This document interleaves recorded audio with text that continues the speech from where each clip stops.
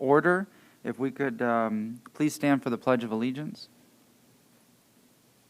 I pledge allegiance to the flag of the United States of America and to the republic for which it stands, one nation, under God, indivisible, with liberty and justice for all.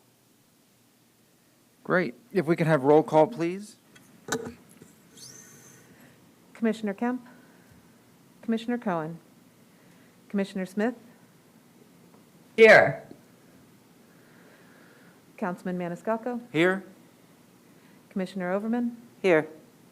Bob Fry, Commissioner Myers, Charles Klug. Here. We do have an in-person quorum. Some members are participating virtually because of medical reasons and the local declaration of emergency. Very good. May I please have approval of the minutes from January 11, 2022? So move. Motion from Commissioner Overman. Do we have a second for approval of the minutes? Second from Mr. Klug. All in favor? Aye. All right. We'll now go to public comment, 3 minutes per speaker. Everyone that is registered will be, of course, virtual. If we could begin, if we have any public comment at this time, and begin with the first speaker. There's no public comment signed up for the first meeting, just for the second. Thank you very much. We'll move on to action items, which we have safe access to parks pilot study, and we have TPO staff on the line. I believe it's Lisa Silva. Good morning. Go ahead. Good morning, TPO board members and policy committee members. I'm Lisa Silva, TPO staff. I'm the project manager for the Safe Access to Park Study. So that's one thing you'll notice right away is that we changed the name based on some of the jurisdictions' input. So we had a great time working with the stakeholders, and we're really looking forward to taking the ideas and recommendations and working on implementing those ideas. I was driving by the Upper Tampa Bay Trail just this week and took some photos that I'm going to include because I see some really quick, low-cost paint saves lives fixes that we can do along there and adjacent to a school. So that's a double win there. I'm going to turn it over to our consultants who make the final presentation. I'll remind you that it was here a couple of months ago. So we're going to highlight the background and how we got here really quickly at the beginning portion, and then slow down and show you what the recommendations and the feedback from the public was for the second portion of the presentation. So I'll turn it over to Catherine Tellez with Bayer and Paris.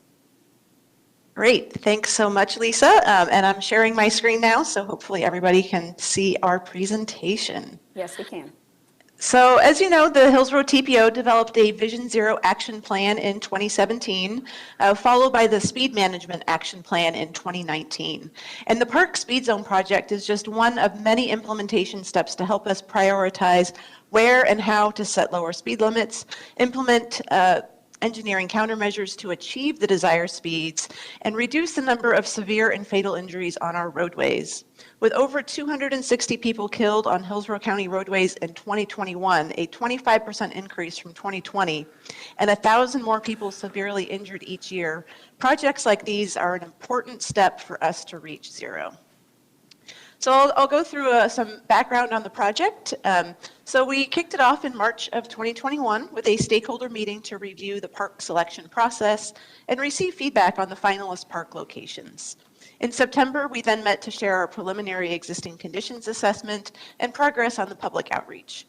We also heard feedback related to the project name and have since rebranded the project Safe Access to Parks. In the fall, we completed a countermeasure toolbox and then applied the strategies in the toolbox to each of the study locations. So today we'll review the project process, how we got here, and then the fix-it ideas that were developed for each of the park locations, and then refined based on the feedback from the public and various committees. So the park selection process was very data intensive and considered a wide array of factors, primarily equity and safety. The goal was to select 3 different types of parks in 3 different contexts within the county, such that the findings from this study could be broadly applied to other parks within the county. So the final park locations were Sulphur Springs and the adjacent River Tower Park, Copeland Park, and the Upper Tampa Bay Trail.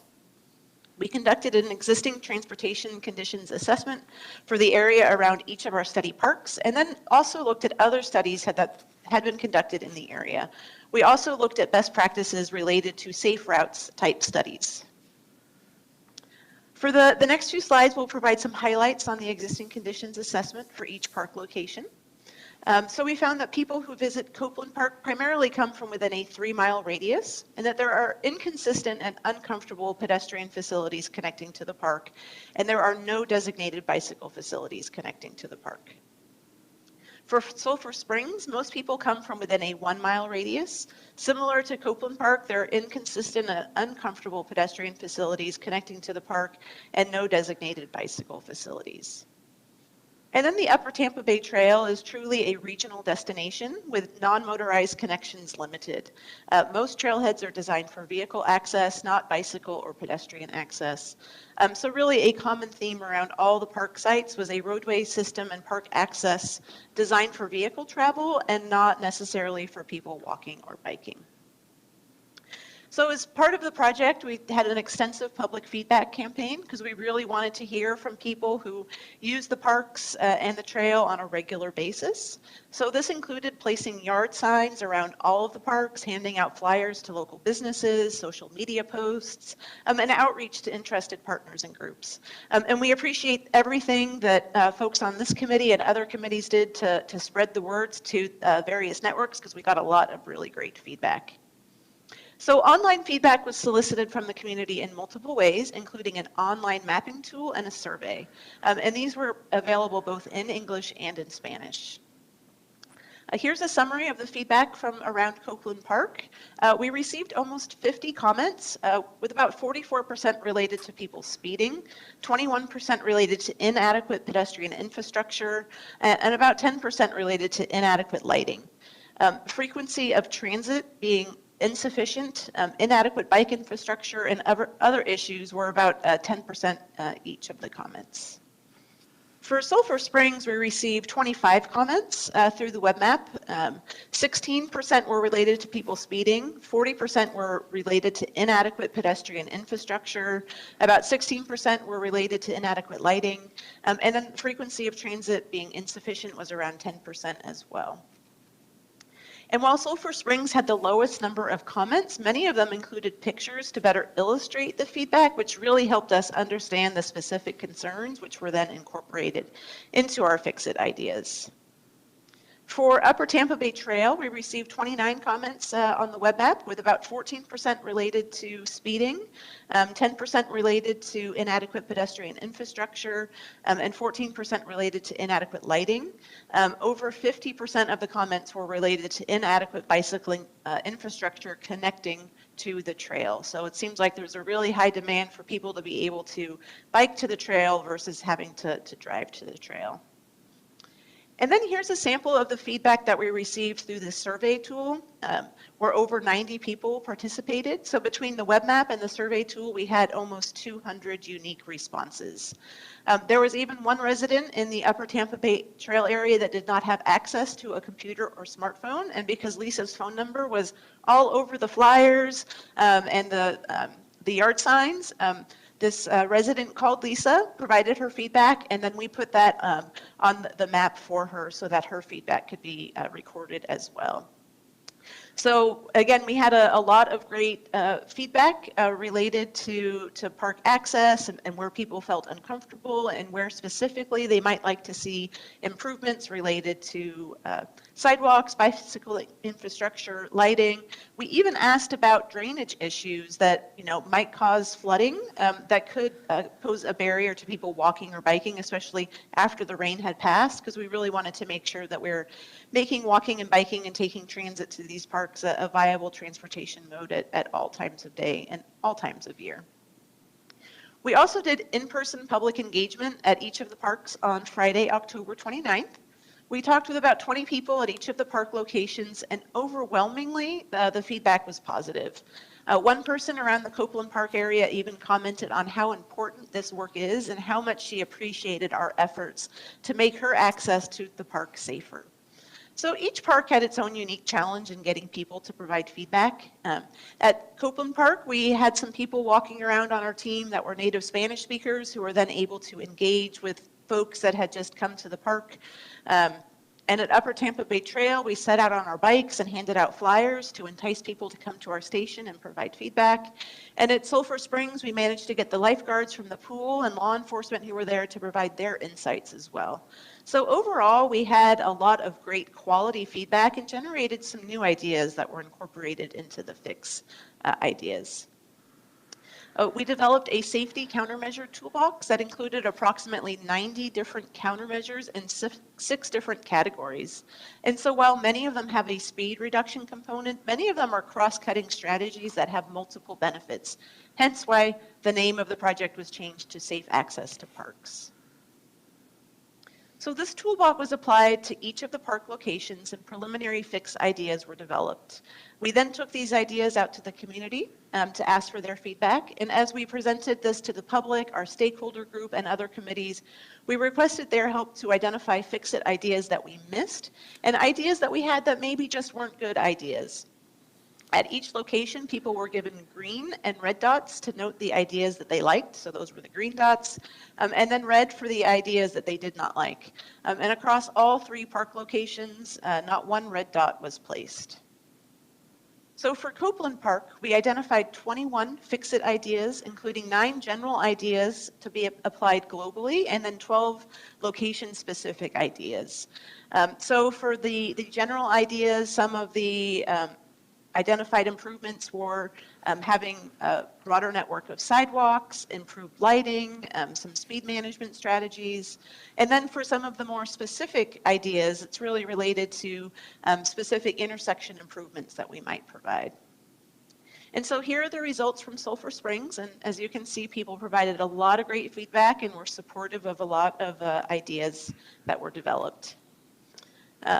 So here, again, we're showing what some of the fix-it ideas are for Sulphur Springs. And really, the idea was to identify fix-it ideas in a wide range of categories to help people walk, bike, take transit, and even drive more safely to the park locations.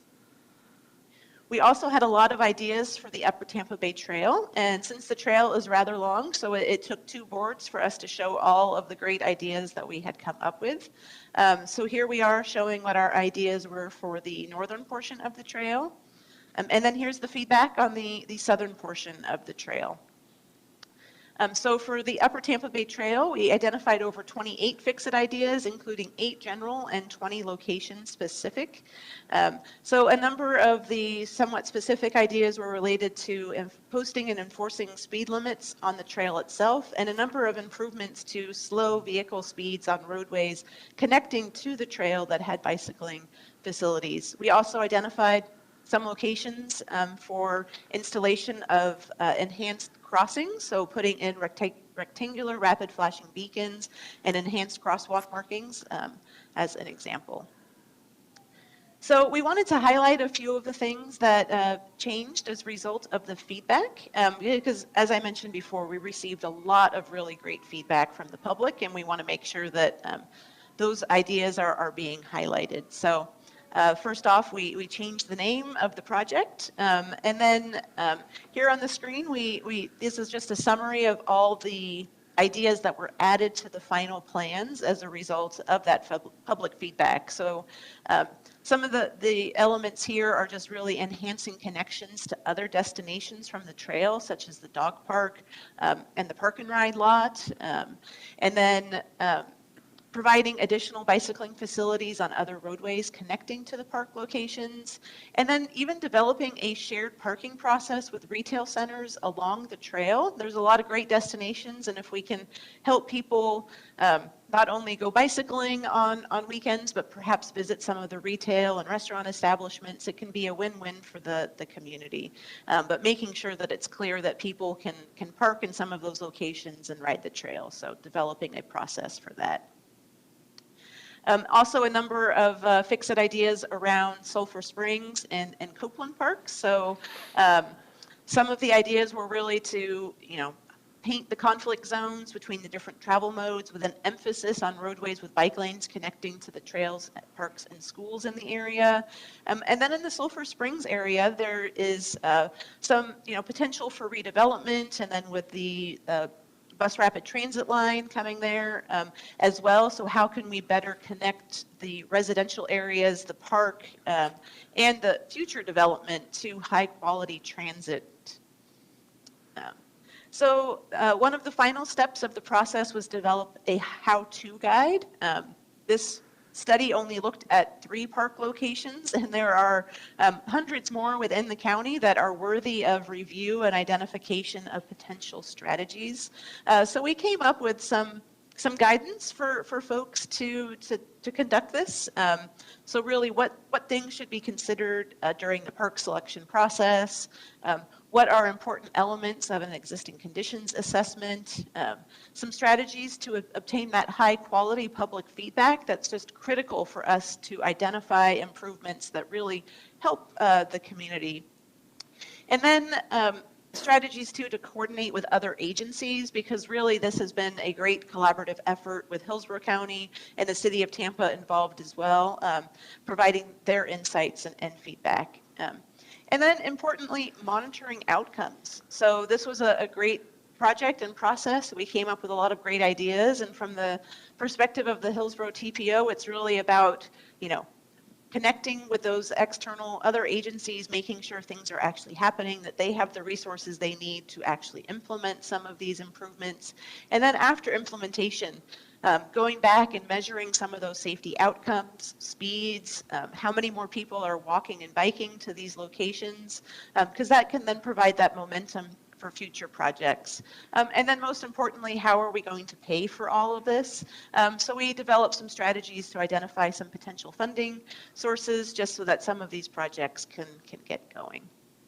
So from here, our next steps are really after approval to continue working with partner agencies to advance some of the projects identified, and then just continue outreach to other folks in the area just to continue that project momentum and get some of these projects constructed.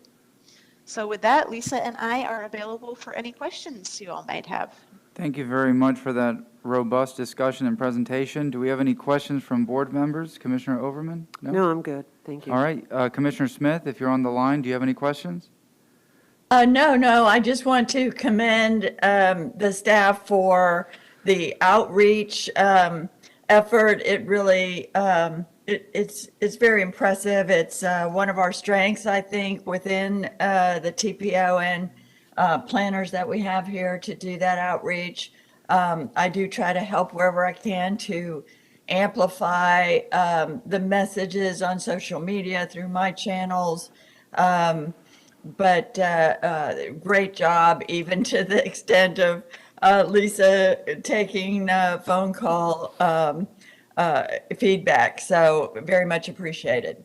Thank you very much. Mr. Klug, anything? No?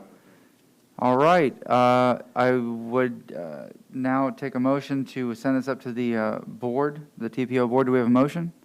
Motion from So moved. Mr. Klug, second from Commissioner Overman. All in favor? Aye. Aye. Aye. Any opposed?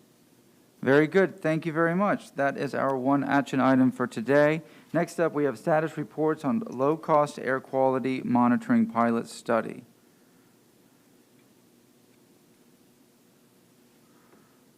Good morning.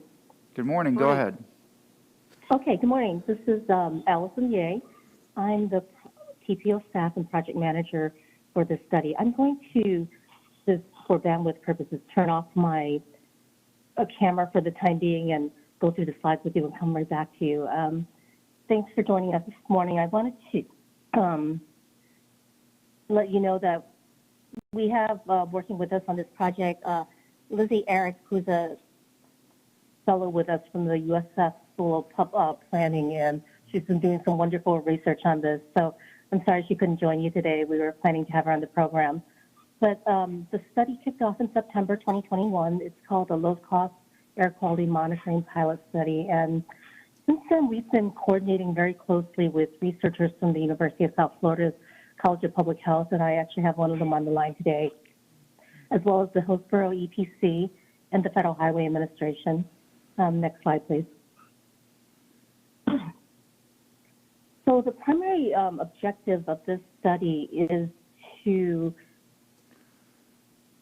sorry, I'm having some slide issues on the side, to study air quality in communities that are most impacted by transportation-related air pollution, what's also known as TRAP, and to provide access to air quality data.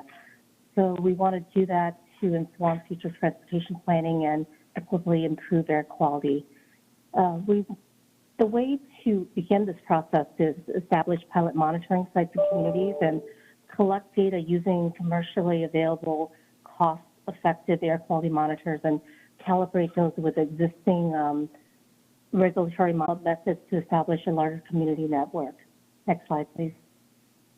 So the general timeline for this study, we began already in October and December selecting and purchasing monitors, and one has already been installed at a control site at EPC facility. And then right now we're talking to the community leaders and planning to have a focus group later this month to help begin selecting potential sites for initial, monitor testing. In the summer, we'll start collecting and analyzing that data. USF will be doing the bulk of that, the School of Public Health and their engineers. And then we will be establishing public engagement activities in community sites along with information at the community sites. And in the summer, we hope to report the findings. And this will be phase one of developing that community monitoring network. Next slide, please. So and next slide, please. Just to give you a little more detail about what we're looking at. We've already researched, USF has done a lot of extensive research on the types of monitors to use, and the ones you see on the screen are the over-the-counter monitors, purple air for measuring particulate matter, and then the kerosene, the blue monitor you see is for measuring nitrogen dioxide.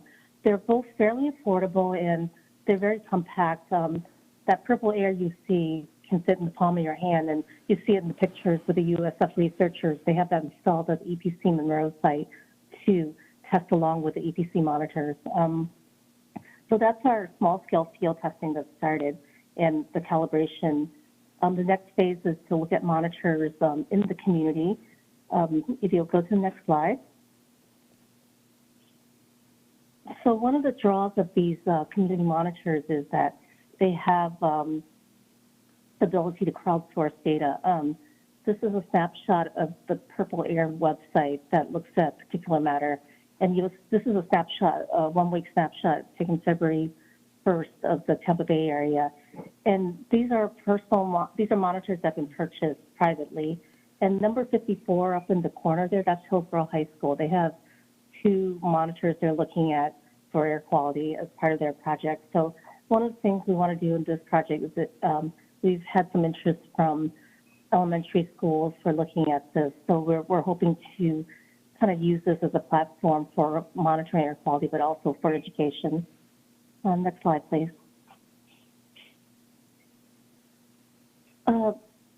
So one of the main parts of this is selecting the right sites for the community, and we haven't done that yet, but we're doing some background research using environmental and demographic information that looks at a community's potential for harmful environmental impacts. So the maps you see there are the EPA's environmental justice maps, and they look at proximity to high road volumes, where low-income population in conjunction with that and the percentage of people of color in that area. So it's a heat map, and the darker the color you see, the more potential for harmful transportation environmental impacts. And we're using that as a starting point, but we're also ground truthing that and talking to communities about what the best sites might be. Next slide, please. So that's where we are right now. Here's a picture. We're at one of our site visits in Tampa Heights. I'm talking to the Junior Civic Association. There is a pretty extensive project website on the TPO page, and as we start to talk to the community, we'll add more information to that and think about how we can fully engage the community. And this month, at the end of the month, we're planning a focus group related to that. So Next slide, please. That's my very quick overview of what we're up to, and I'm hoping, if you have any questions and discussions, we can take it from there. Thanks. Thank you very much. Commissioner Overman, Commissioner Smith? Mr. Klug? All right, we thank you very much for that presentation. There is no vote on this. This was just a status report. We now go to old and new business. Ms. Alden, if you'd like to take it from here.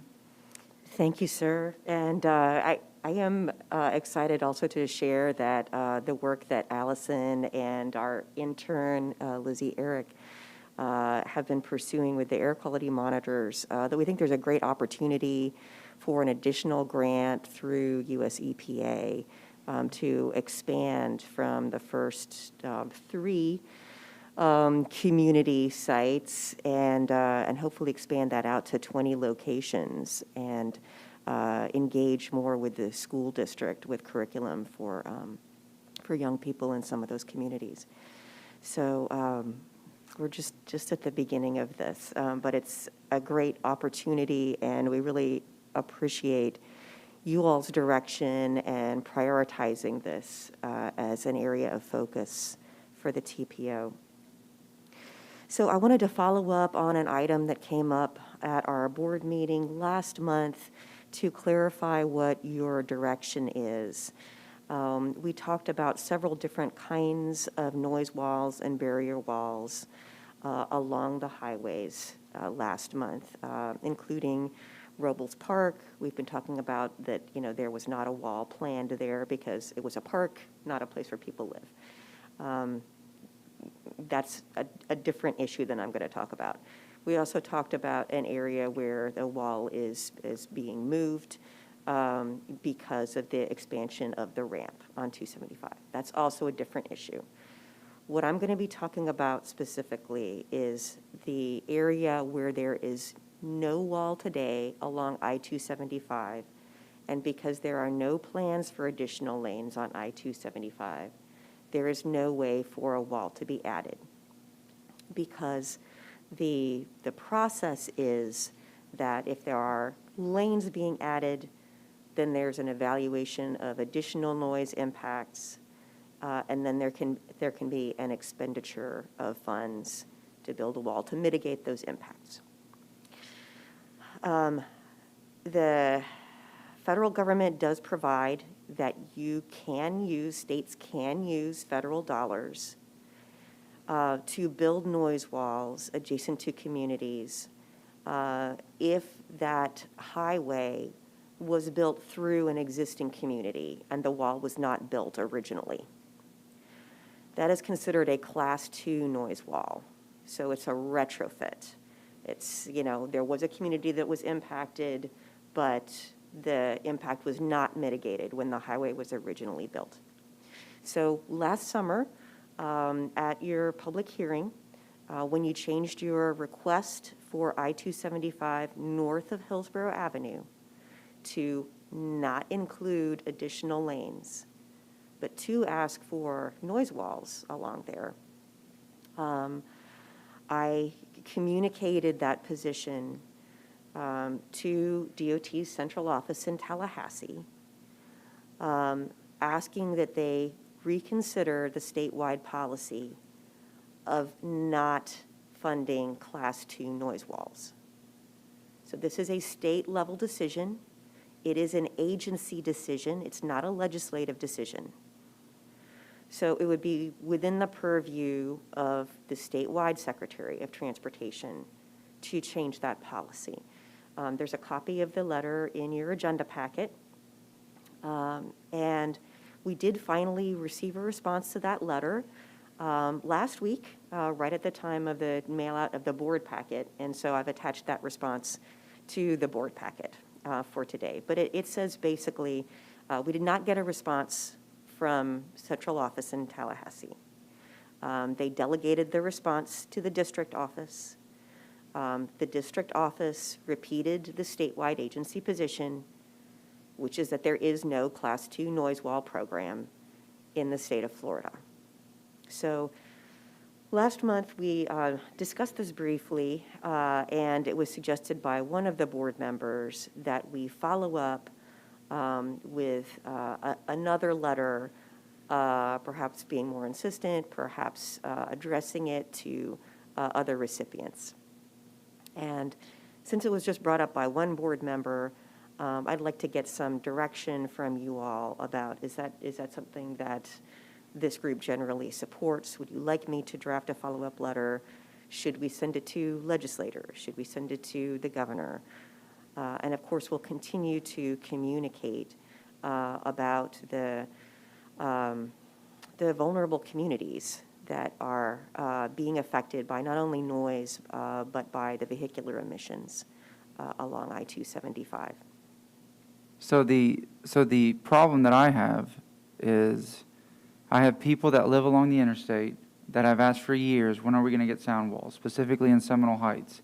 The area that was impacted when we asked, did this cut through a neighborhood, 275 is over a street that doesn't not exist anymore, and it was Wilson.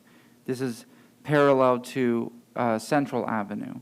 That street doesn't exist because of the width of 275. I've gone down to the library here, downtown, where they have the maps that show what, you know, the platted lots and whatnot, what they were in the 1930s and 1950s. So I could get an idea of what was impacted. I've seen it. I've seen them through West Tampa and whatnot. I have people that have been asking for the sound walls, but then we have an issue in Tampa Heights where the expansion there with the ramp and everything, and we know the correspondence, we will hear them at public comment in the next meeting, they are being affected significantly with the construction, the noise. They are in old historic homes. We don't know what kind of impact that is going to have, vibrations and whatnot on older structures. These are homes that are almost 100 years old, if not 100 years old or more. You know, it seems like government always complicates things. You know, we've sent a letter, and they've said, you know, take it to the state level. The state says, we're going to give it down to the district, where it's a simple request. I know we did not vote to support the expansion of 275, but what does it take to have a simple wall that will help mitigate some of the pollution, if it even, because there are people that say these walls do not work. They don't mitigate sound. They don't mitigate, you know, fumes from cars driving up and down. You're always going to have, you know, two opinions, and that's fine. But I mean, do we take this up to the federal level, to the national level, to the Secretary of Transportation, and see if, you know, they could perhaps persuade the folks at the state level to change the policy when we're talking about Class 2 noise walls, and just allow us to respond to our constituents. Commissioner Overman is in that neighborhood, you know, in the area that I cover with City Council. You know, we want to get the job done. We want to be responsive to our communities, but we want to do the right thing. And it seems like, you know, there's always an issue. So, Commissioner Overman, yes, ma'am. Thank you. I have a question. When 275 was originally built, I know I've sat in several neighborhood association meetings that have talked about 275 when it was originally built. And it was my understanding and a lot of the community's understanding that previously in the plan for 275, as it is now, there had been a promise, or at least an intention, of having sound walls or sound mitigation walls, you know, quite a ways up through the historic districts, which weren't designated historic districts fully at that point, but they have since. But even still, they were historic. They got the designation. So I was of the understanding that previously, in the original lane construction of 275, the noise walls were part of the plan. But then due to either funding or lack of, you know, understanding or lack of information or lack of energy or commitment, those walls never occurred.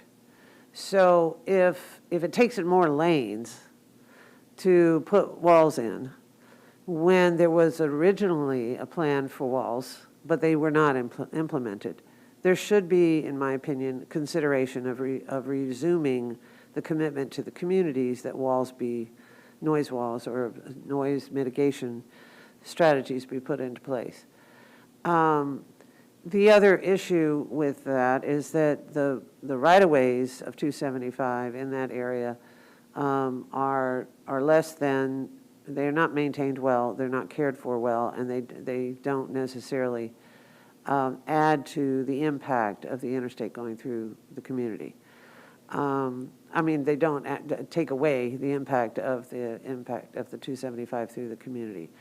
So while we haven't asked for additional lanes or we've voted not to continue to impact the community, I would like to ask if there is an opportunity to make the argument that Class 2 walls are appropriate in this circumstance because they were previously part of the plan.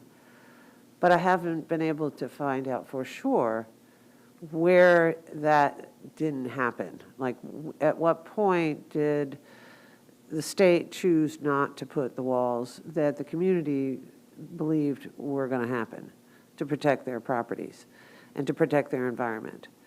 So if we could find where there had been previously communications or outreach or reports or designs that would have allowed for Class 2 walls actually being installed, and yet they were omitted, probably for financial reasons, if nothing else, then they should be considered. And so continuing to advocate for the mitigation in that community that has been impacted, or any community that's been impacted where walls were talked about but didn't happen, that should be under consideration not only at the state level, at the district level, but also at the state level. And if, to Councilman Maniscalco's point, you know, if we have to go, because it is a safety and a health issue, if we have to go to the federal level to ask for appropriations to make it happen, then we need to make sure that there's legislation in place that justifies that issue and make that case.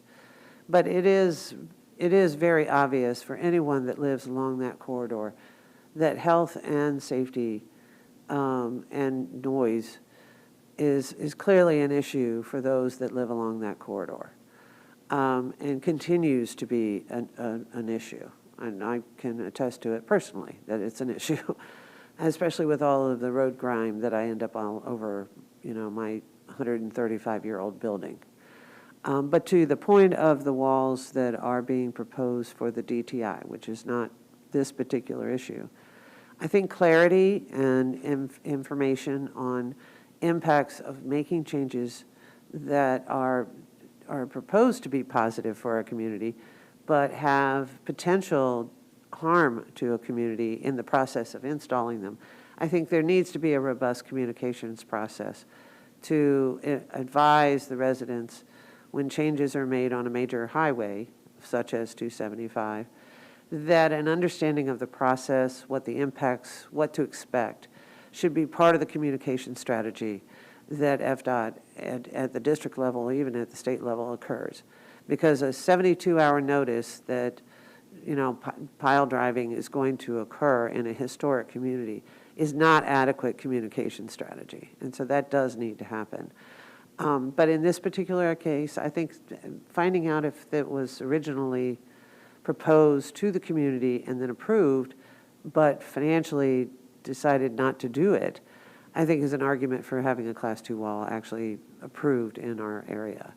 And then having that afforded by the state because they didn't do what they had previously proposed in the plan of 275 for those communities.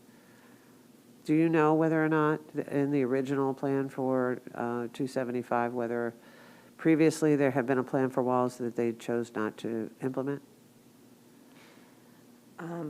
I can speak to several of these items. Shall we hear from Commissioner Smith also? Commissioner Smith, I see you have your hand raised, yeah. yes, ma'am. Commissioner Smith.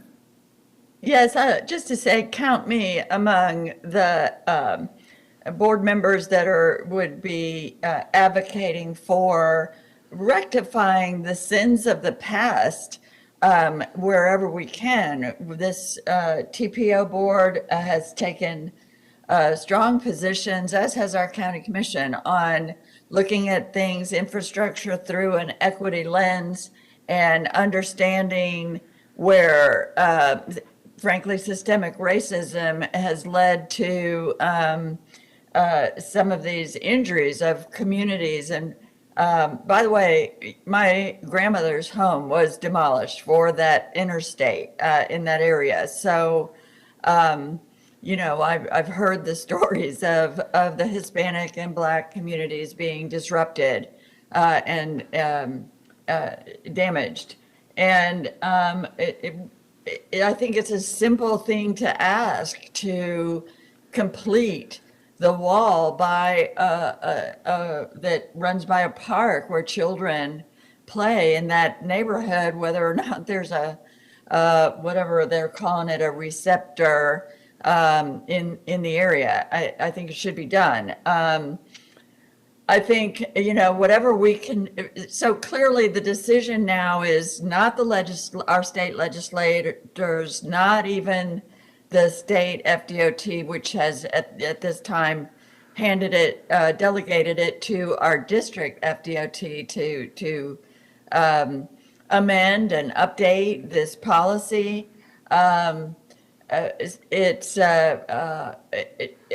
I would be hoping that our district would be listening to us and our community and finding ways to do this to the extent we can, as Councilman Guido has done personal research at the library about the history of the area, and Commissioner Overman has looked into and is asking about what the history of this is, so that we, you know, to the extent we can offer suggestions to FDOT about how they might come up with a justification for changing their policy. That's great, but if the final decision is with them, and I think it's clear that they could do this, that they could find reasons themselves to justify changing their policy,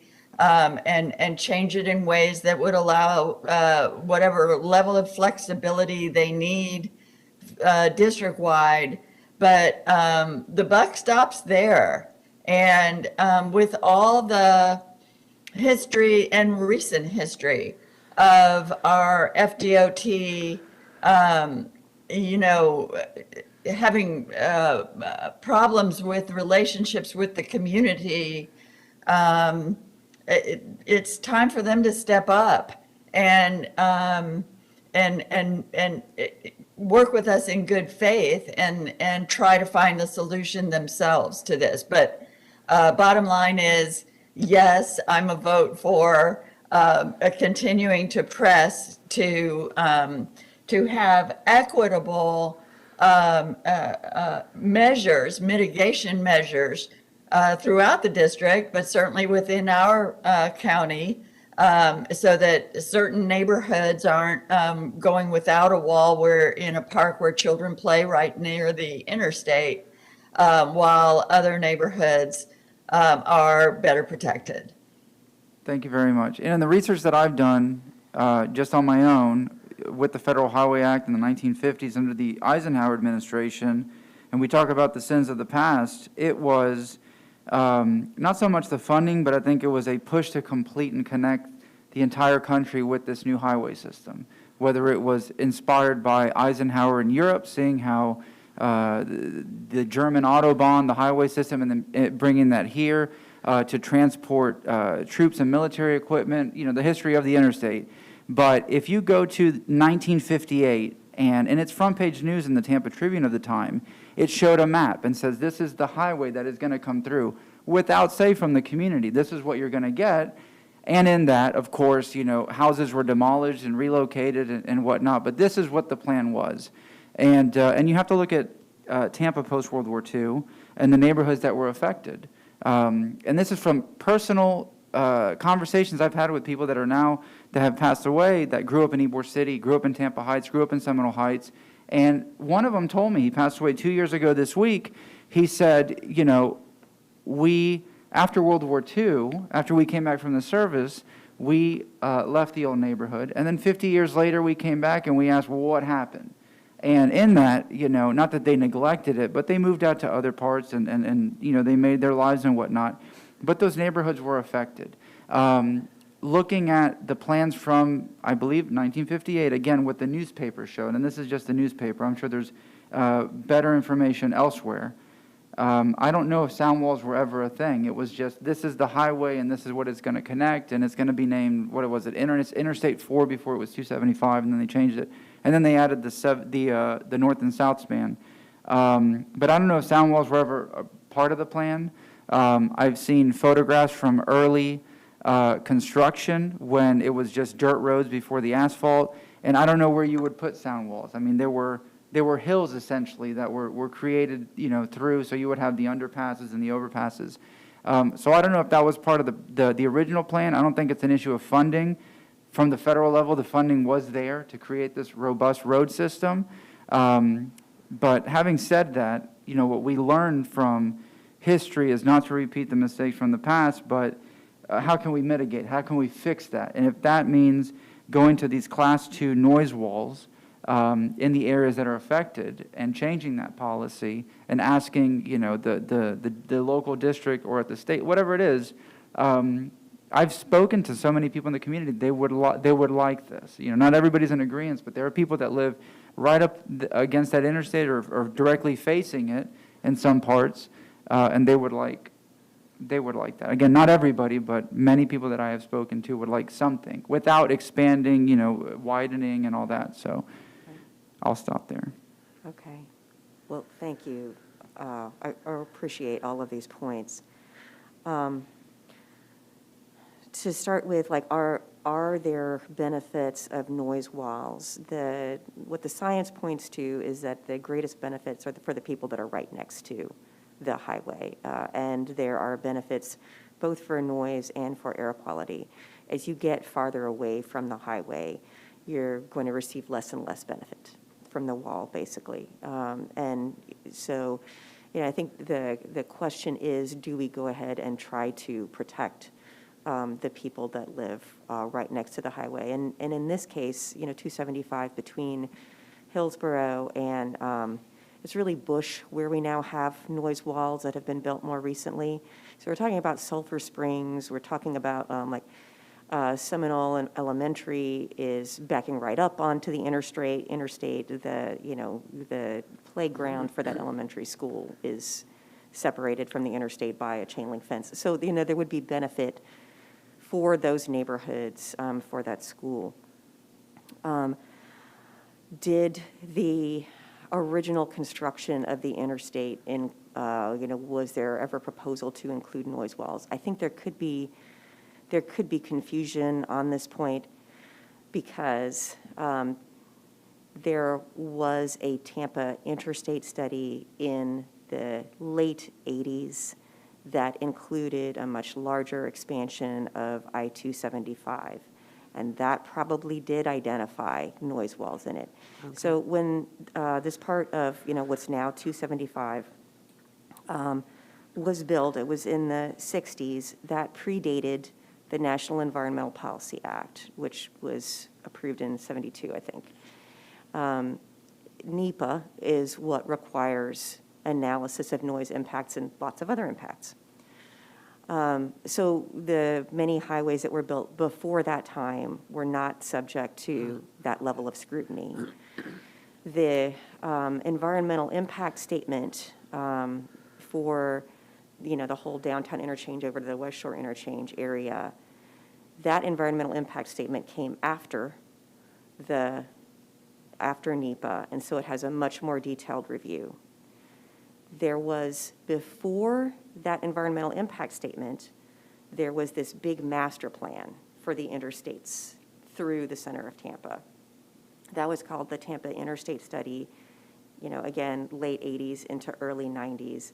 And it included the concepts not only for, widely expanding the downtown interchange and the West Shore interchange, but it also had a huge expansion of I-275 going north from downtown Tampa, up towards Pasco.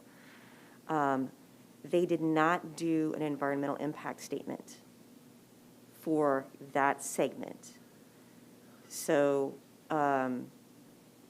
There could have been in the Tampa Interstate study, an identification of the need for noise walls for this huge expansion, but then as they followed up and did the detailed EISs, they never did that detailed EIS for the portion north of MLK. More recently, just in the last 5 to 7 years, they did the equivalent of an environmental impact statement for that segment, which is now known as Section 7 Right. of Tampa Bay Next, right? So the current equivalent of that environmental impact statement is a PD&E study. The PD&E study recommended one additional lane in each direction, recommended noise walls be built with that one lane in each direction. So that's all consistent with the National Environmental Policy Act. But we just have this challenge of, if we don't want the additional lane in each direction, why can't we still have the mitigation? Because I think honestly, this dates back to the original construction in the 60s. That was before the Environmental Policy Act.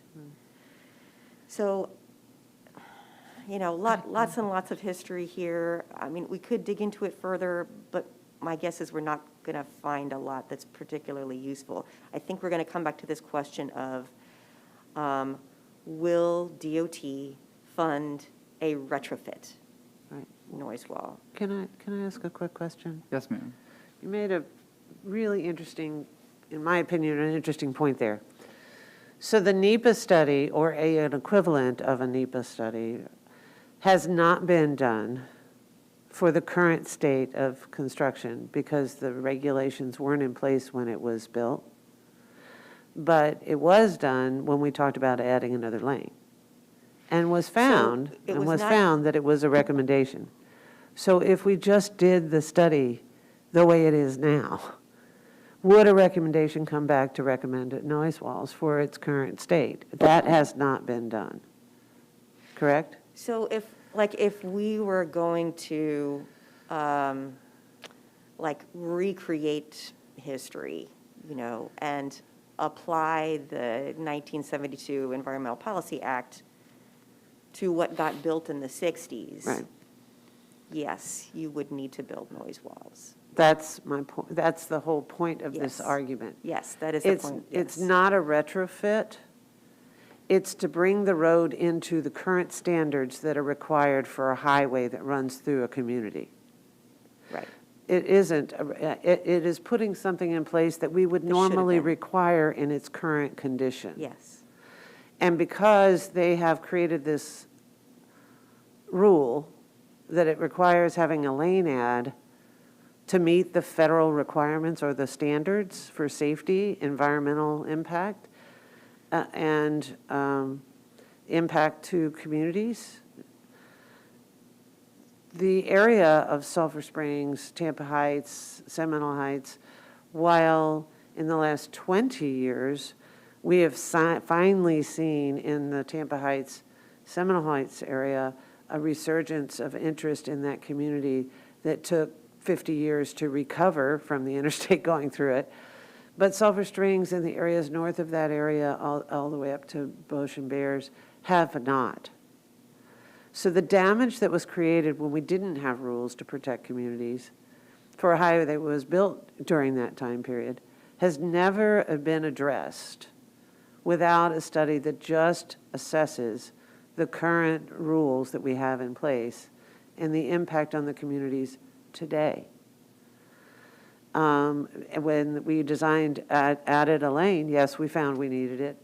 But if we didn't add a lane, we just looked at the highway the way it is now, because this board has recommended not expanding the Section 7. But if the study were done to identify what the impacts are of the road as it stands now, it is a very real possibility that noise walls would be recommended. And the issue of the Robles Park issue is whether the noise are north of Robles Park or at the interchange. When you open a hole where you have wind draft and stuff that flies in the air, and you open a hole, where is it all going to go? we all know that if you punch a hole in a balloon, the water all comes out, right? Well, leaving a hole in a park after you do have walls and don't have walls, and all of a sudden you have a hole, all of that pollution, all of that environmental pollution and noise is going to dump onto a recreational area where families and people maybe not live, but will be. And that park will be impacted. So I think it would be appropriate to indicate, to have them prove to us that as the highway stands now, does it meet the NEPA standards? And if it doesn't, put the Class 2 walls in place. Because that's not a retrofit. That's meeting the standards. Does that make sense to anybody else? That is how federal highway defines a Class 2 noise wall. It's basically where a noise wall should have been built. And while it is a the- retrofit, I understand that, Yeah. but it's a retrofit to meet the standards that we have in place. That exists today, right? Okay, so we can clarify that point in the letter, definitely. Because at that point, basically, if the road is not to the standard that is required, whether there's a lane added or not, that is honestly the reason, is a violation of the reason the rules are in the place in the first place, and should be sufficient to justify making the potential safety measures that are necessary for that particular community. Does that make more sense? Yeah, Okay. I can make that stronger in the letter, yes. Feel free to copy me on it, and I'll take it with me to Tallahassee on February 22nd for Hillsborough Day. So I'll bring back a draft letter for your consideration next month. Great. So hopefully you can make any changes that need to be made, and then we'll put it on the consent agenda for the board. All right. Do you need a motion to that effect? Commissioner Smith, do you have something you'd like to add to that? No, I'm good, thanks. Do we need a motion, or are we good?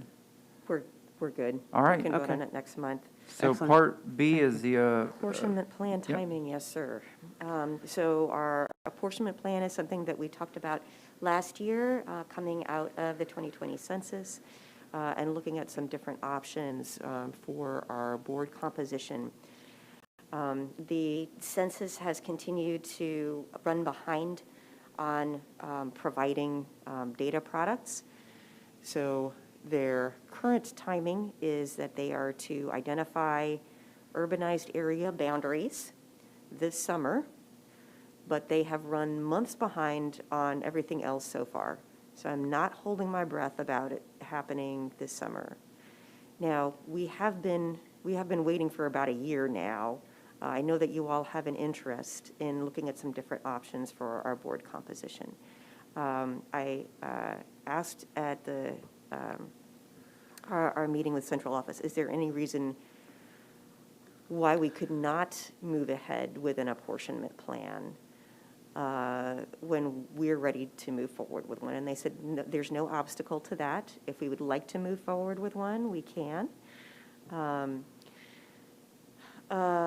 So I wanted to suggest to you that since it's very unlikely that we would change our planning area boundaries based on the urbanized areas that are designated by the census, you know, we have an urbanized area boundary that goes into Pinellas, it goes into Pasco. If the census applies the same rules, our urbanized area will also go into Lakeland, it will go into northern Manatee County. There are MPOs serving all of those areas. We have a reciprocal planning agreement with all of those MPOs. It seems very unlikely to me that we would change our planning area boundary.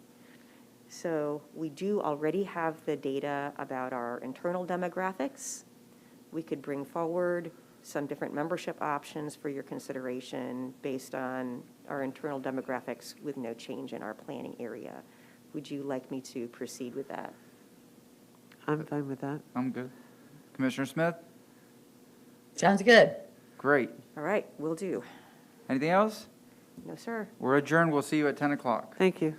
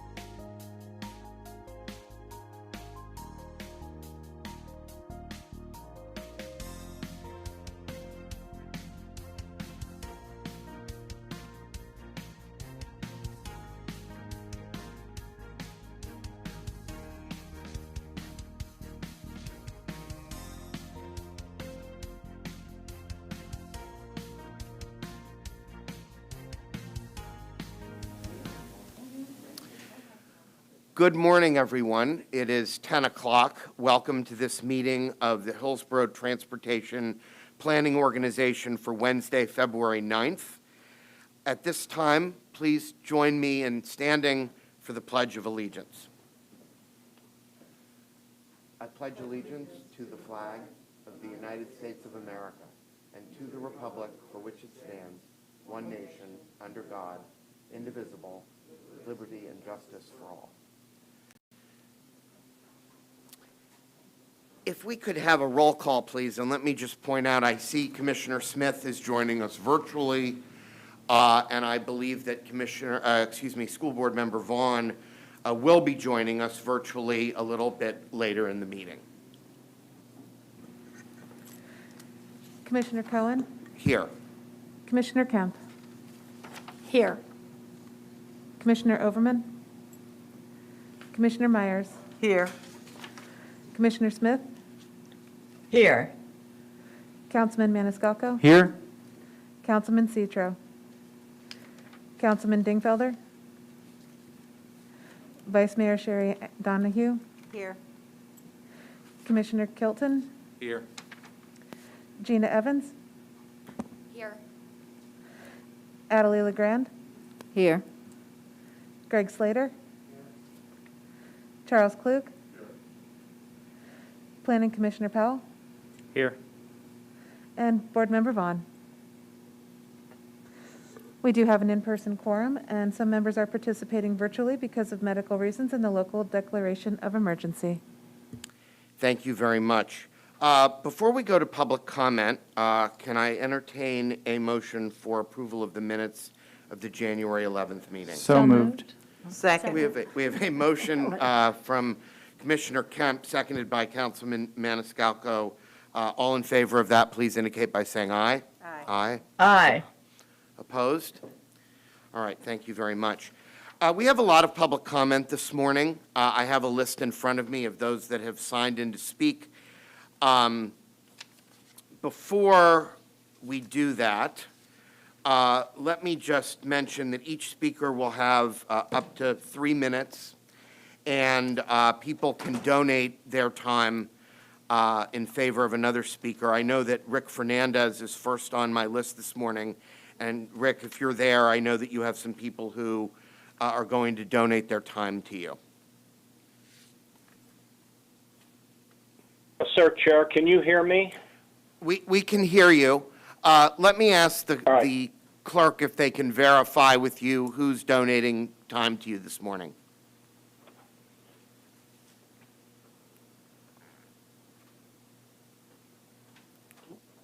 Are you wanting me to answer that, or is the clerk answering? I'm not sure. Yes. Actually, Chair, I Why don't- have a suggestion that might be a courtesy to the speakers that are waiting in queue for me, if you'll indulge me. Yeah, I was actually going to call their names right now and see who was here to go ahead and donate the time. Okay, good. Let I me- can tell you who they are, or the clerk can. Okay, I'll tell you what, I think I have a list, and when I'm done with it, if you have any more, let me know. How's that? Yes, sir. Okay, Connie Rose? Is Connie Rose, are you there? Here. Okay, Life Malcolm? Stand by, Chairman. Okay, thank you. Mr. Robert, Malcolm, are you there? yeah, thank you. Robert Miley? Mr. Miley, are you there? Yes, I am here. Robert Miley's here. And you wish to donate your time to Mr. Fernandez, sir? Yes. Okay, thank you. Yes. Thank you. And Ms. Jessup, Doreen Jessup? Yes, I'm here, and yes, I am donating my time to Rick Fernandez. Great, thank you very much. Michelle Cookson? Yes, hello, I'm here, and I'd like to cede my time to Rick. Thank you very much. And Tim Keyports? Present, and I'll donate my time to Rick Fernandez. Thank you. Okay, great. So, Rick, that's the 6 that I have right there. There's a Jane Mankus floating around out there too. I actually see her on your postage stamps, and I know she's signed in, but I believe we do have Jane Mankus called in and identified. Jane, can you hear us? I'm here. And do you wish to donate your time to Mr. Fernandez? I wish, yes, I do. Okay. And I'd also like to say that I had no knowledge of Elmore being, the wall being moved. Okay, thank you very much. All right, go ahead, Rick. That's 7. Mr. Chair? Yes, Ms. Myers. Can you tell him, can you tell us how many minutes he has so he'll know and he won't go over the minutes? Well, so, Rick, you have up to 24 minutes. I'm expecting, based on your correspondence, that it might be a bit shorter than that, but go ahead. yes, sir. Actually, this is the point where the point of courtesy comes in. Out of respect for the folks that are here for me and those that are sitting behind me in the queue, if you will allow me to bank my 24 minutes, I'll be willing to go to the back of the line and let these other folks speak first, and I'll come in and clean up at the end. It's up to you, but I'd like to just get going. So one way or the other, let's move along. But you do have 24 minutes. Let me go through the rest of the list. I'll do that right now. Is Nicole Perry here? Nicole, are you Hi, there? yes. Okay, Ms. Perry, you have 3 minutes. Okay. Good morning. I'm sorry. Can you hear me? Yes, go ahead. All right. I am here to express my opposition to further interstate wall intrusion along Tampa Heights. I'm opposed to anything that further destroys or harms historic properties in Tampa Heights or elsewhere, including what was once beautiful and now the demolished property at the Lamar Building in Tampa Heights. I am asking you all to please support Tampa Heights in its efforts to protect its lands, history, health, property values, and quiet enjoyment. My family lives in Tampa Heights at a beautiful home that is now beautiful, that was once abandoned, that we purchased from FDOT. We picked it up, we moved it, we spent a lot of time and money doing so, and it currently sits across from the community garden, so we're kind of at the epicenter of all of this that's going on. We love our neighborhood and we love Tampa, and we are hopeful that Tampa can move, into the future instead of the destructive ways of the past. There's already some issues that we experienced from the highway. The dust and air pollution from the highway already quite literally stain our house. We worry about our children breathing the air outside while they play. We also worry about the impacts of further expansion in the long term as well as the short term from construction and what that's going to do to our family. Tampa does not need wider highways. I came from Atlanta and I lived in Knoxville, and I also travel, during peak times often to get my kids from school or bring them to activities, and it's, sometimes traffic is non-existent during these rush hour times. We don't need to induce further demand of cars into the city. We should be protecting our residents first and prioritizing real transit options and walking and bikeability. I even have dozens of friends who live in the suburbs of Tampa who openly express support and the desire for mass transit. As a rapidly growing city with the potential to attract many companies and individuals to both visit and move to the area, one drawback that is clear is that we have no mass transit. We need real mass transit options, not the fake BRT that's continuously proposed by FDOT as they try to pave over our city at the detriment and dismay of our residents. It's really disheartening that we again have to be put in this position of having to defend our city and our neighborhood from further destruction and being paved over by FDOT. Voters voted for measures and representatives to look out for their desires, including no more highway expansion and much needed mass transit. Also safety measures to existing roads and a more bikeable and walkable friendly city. The city needs to put its foot down and stop. Thank you very much. Thank you. Our next speaker is Dana Lazarus. Dana? I'm here. Sorry, had to Okay, unmute. there you go. Thank you. Go ahead. Good morning. Good morning. My name is Dana, and I own a home in historic North Ybor. I'm here today as a fifth-generation Tampa homeowner to respectfully ask that you please declare a moratorium on the highway widening construction happening in Tampa Heights right now, as recommended by your TPO CAC on January 5th per resolution passed 6 to 8. Congress created this board and other MPOs to ensure that transportation expenditures of governmental funds are passed on a continuing, cooperative, and comprehensive process that is informed by the stakeholders in a local area. It is implicitly assumed that cooperation involves the community as a stakeholder. That is why this board is made up of elected officials. It is assumed that the elected officials represent the needs, the will, and most importantly, the vision of the people. I am therefore asking you to declare a moratorium on the grounds of 4 facts. 1, that the people most impacted, whose homes are feet from the construction, are upset, protesting, and asking you to do so. 2, because the public engagement process for this project has been so badly botched that even those aforementioned most impacted people did not know that wall movement was happening. 3, because 2 summers ago you passed an equity resolution that explicitly names the racist impact of I-275.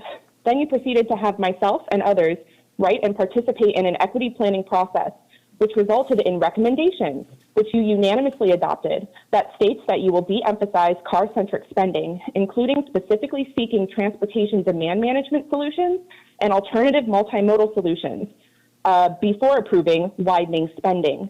And 4, because in the near future, by this summer I'm told, the Reconnecting Communities pilot program will unlock funds for planning and projects aimed at either removing, retrofitting, or mitigating pieces of highway and similar infrastructure that has hampered the connectivity of communities. And I have been told that you will consider going after that money to study removal of our aging, unjust highway system. This money could actually fully fund the $800,000 study that you guys already funded. Myself and my fellow Masters of Urban and Regional Planning students and alumni have sent emails stating our unwavering support for going after that money. So again, please declare a moratorium on this current construction that is happening so we can have a proper public engagement process and really consider what we're spending our tax money on for transportation. Thank you so much. Thank you very much. Tony Kroll. Sir, Tony Kroll did not call in. Okay. William Hunter. William Hunter also did not call in. Matt Suarez. Matthew Suarez is here. Matthew Suarez, 406 West Zeal Street, Unit 508, Tampa, Florida, 33606. During this meeting, I would like to request the TPO Governing Board file and approve a motion to adopt the Citizens Advisory Committee resolution passed by the CAC on January 5th, 2022.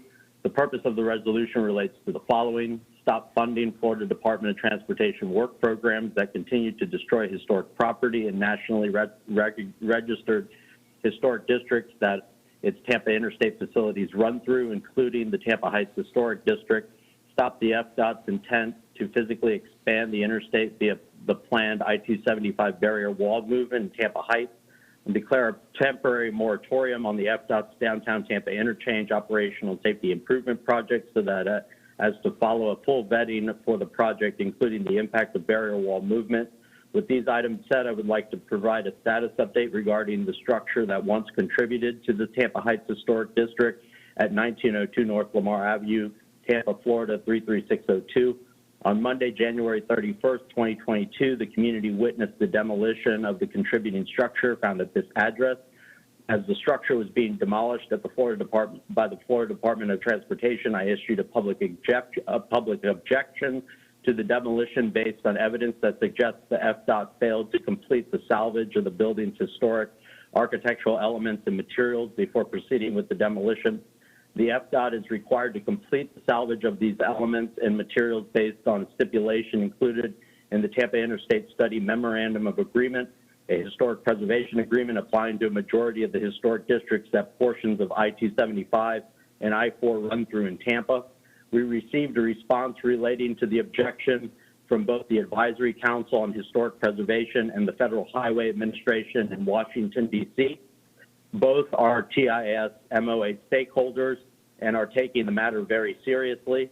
The response from the Advisory Council identifies that it would be prudent for the FDOT to request assistance from the Federal Highway Administration to resolve the objection.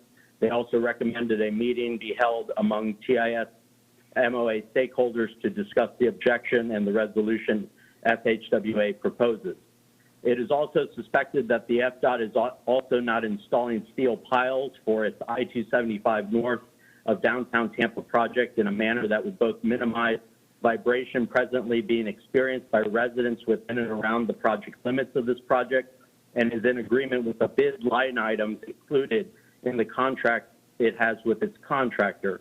This relates to a $1.5 million series of line items that appear to presently be going unanswered presently in the field where work is being performed.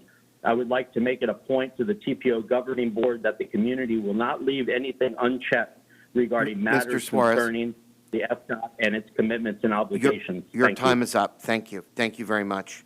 Josh Frank? Yes. Can you hear me, Mr. Chair? We can. Go ahead. Good morning. Thank you. Good morning. This is Josh Frank. I serve as Hillsborough County's representative for T-BARDA, as well as the Hillsborough County School Board's representative on your TPO CAC. First and foremost, I have great respect and admiration for this board and its responsibilities. I know a lot of you personally, and I know you're just as invested in it as I am, and some of us on the call are. I'm speaking today to reiterate my comments made at the past few CAC meetings. Simply put, the developments associated with the DTI expansion and the contributing structure on Lamar are unacceptable for a public agency such as FDOT, and by proxy, your approval as the TPO board. I want to make 2 points in my short time. One is that the tip list and process is a powerful and completely underutilized tool by this board. Other regions and other TPO boards use the tip as a reflection of the improvements they see as a priority, not a blank check. I urge you to please reassess the way you accept projects before they reach the design phase and issues like what has happened at Lamar never happen again. The responsibility is on the agency and you to vet projects before they are approved, not on the community afterwards. Make FDOT earn every inch of work they ask for and not sell a false bill of goods with a design-build shell game. My second point is simply a continuation of what I've said before. Your sole focus at this time needs to be the removal of trips from our system. Any project that adds trips, such as these proposed by FDOT, those that your CAC has suggested be removed from the tip, other places on the interstate system, only makes removing trips that much harder in the future. Those projects do not deserve a spot on the tip. Please reassess the way that you allocate your tip funding and prioritization. Reduce trips, reduce trips, reduce trips. Thank you. Thank you very much. Brian Seal? Good morning. Can you hear me? We can. Good morning. Good morning, Mr. Chair. Thank you very much for the opportunity to address the TPO board. My name is Brian Steele at 313 West Park Avenue in Tampa Heights. I'm also the president of the Tampa Heights Civic Association and addressing you this morning to ask that you support the CAC's resolution and to call for a moratorium to address some of the issues already mentioned by other speakers, and to not repeat what they've gone into, but simply to make a similar case.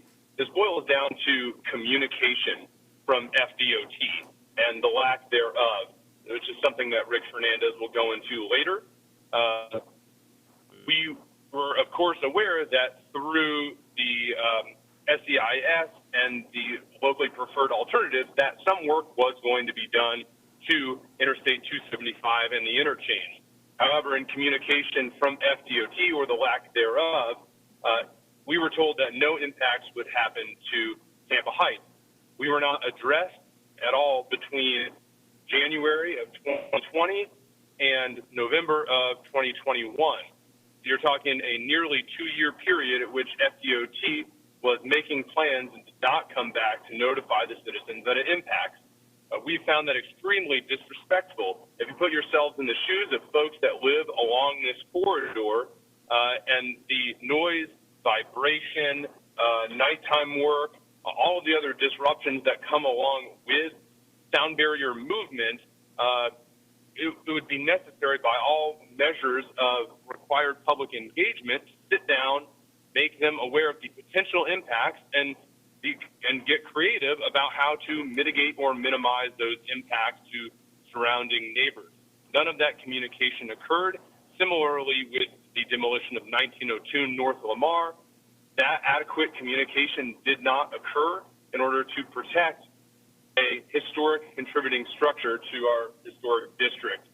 We find that level of communication unacceptable, and that is why we are asking for a moratorium on the work so that FDOT can take a step back and perform proper communication, as well as listening to the concerns and mitigating the concerns of the residents that it impacts.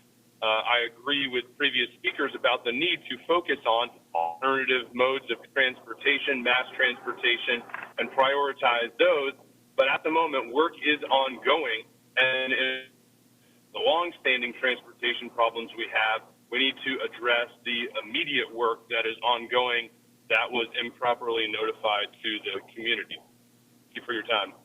Thank you. Shane Ragiel? Can you hear me, Mr. Chair? Yes, go ahead. Good morning. Good morning, TPO board. Thank you for your time. My name is Shane Ragiel, 507 East Florabraska Avenue, 5 houses in from 275 at Florabraska. I come to you to share the story and concerns with my neighbors regarding the lack of communication from FDOT regarding the construction project, as well as the impact to our neighborhoods. One thing to note, it is our job to protect our neighborhood, just like it's the job of FDOT to build roads. We have encountered a breakdown in communication because FDOT's declaration of duty. Tampa Heights has stood firm, active, and vigilant against highway expansion. Our neighborhood has not communicated anything differently, and I would suggest that amongst the neighborhoods that are being impacted by this largest highway construction project in the county, we have also been amongst the most active. Because of this, one would think that communicating with residents would be paramount to assuring that conflict is avoided. If you're going to begin construction, show concern for the homes in the area, share a timeline of what to expect, and be sure that everyone's aware of what's happening next to their home before the pile driver is in the ground or the bulldozer is on top of a historic building. FDOT has done nothing to show that they're willing to be transparent partner with Tampa Heights. They have gaslit our community by presenting ever-changing maps. In one meeting, we are told that there's no impact to our neighborhood, only to change it in the next meeting that just happens to be held outside our neighborhood. We are told that we should be appreciative of the things that FDOT is supporting in our neighborhood, as if an abuser doesn't provide gifts as a means of manipulation. We are being told that the way we express our genuine concern for the actual roofs over our heads is bullying. We are not being vigilant enough.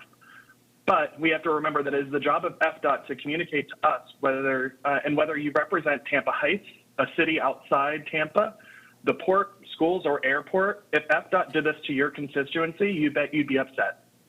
While I understand that members of this board have to weigh macro decisions, sometimes one neighborhood needs to sacrifice so another one can gain, but TPO has not communicated this opportunity effectively to our neighborhood. We have heard that sound walls will be the reason that the neighborhood will be protected, only to find out that Robles Park will not, in fact, have sound walls. And this isn't a new rule. This is something that's been in place. This is an unfulfilled promise from FDOT. And now we're being told that we need to work with FDOT to work on designing the green space and the walls and what everything's going to look like, but we fully expect that this handout will only slap us across the face. We want to share with you the concerns that we are having. We have concerns regarding the processes taking place and that there's not been any concern for the homes. How can we know that FDOT has concern for the project itself? I need you, and we need you, the TPO board, to hold FDOT accountable and advocate for our neighborhoods. You're the body that can get them to proactively communicate. You need to flex your muscle and let them know that they need to avoid conflict like this. It is not falling on the neighborhood. It needs to fall on FDOT. So please support what the CAC resolutions come through as and support your neighborhood in Tampa Heights. Thank you very much. Lena Young-Green. Chairman Lena Young Green has, actually, I think she just called in. Lena, can you hear us? Yes, now I could. Okay, go ahead with your comment.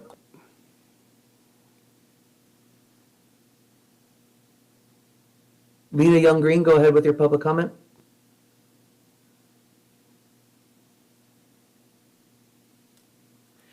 Lena Young Green, can you hear me? Can you hear me now? Yes, there you go. Go ahead. Good morning. All right.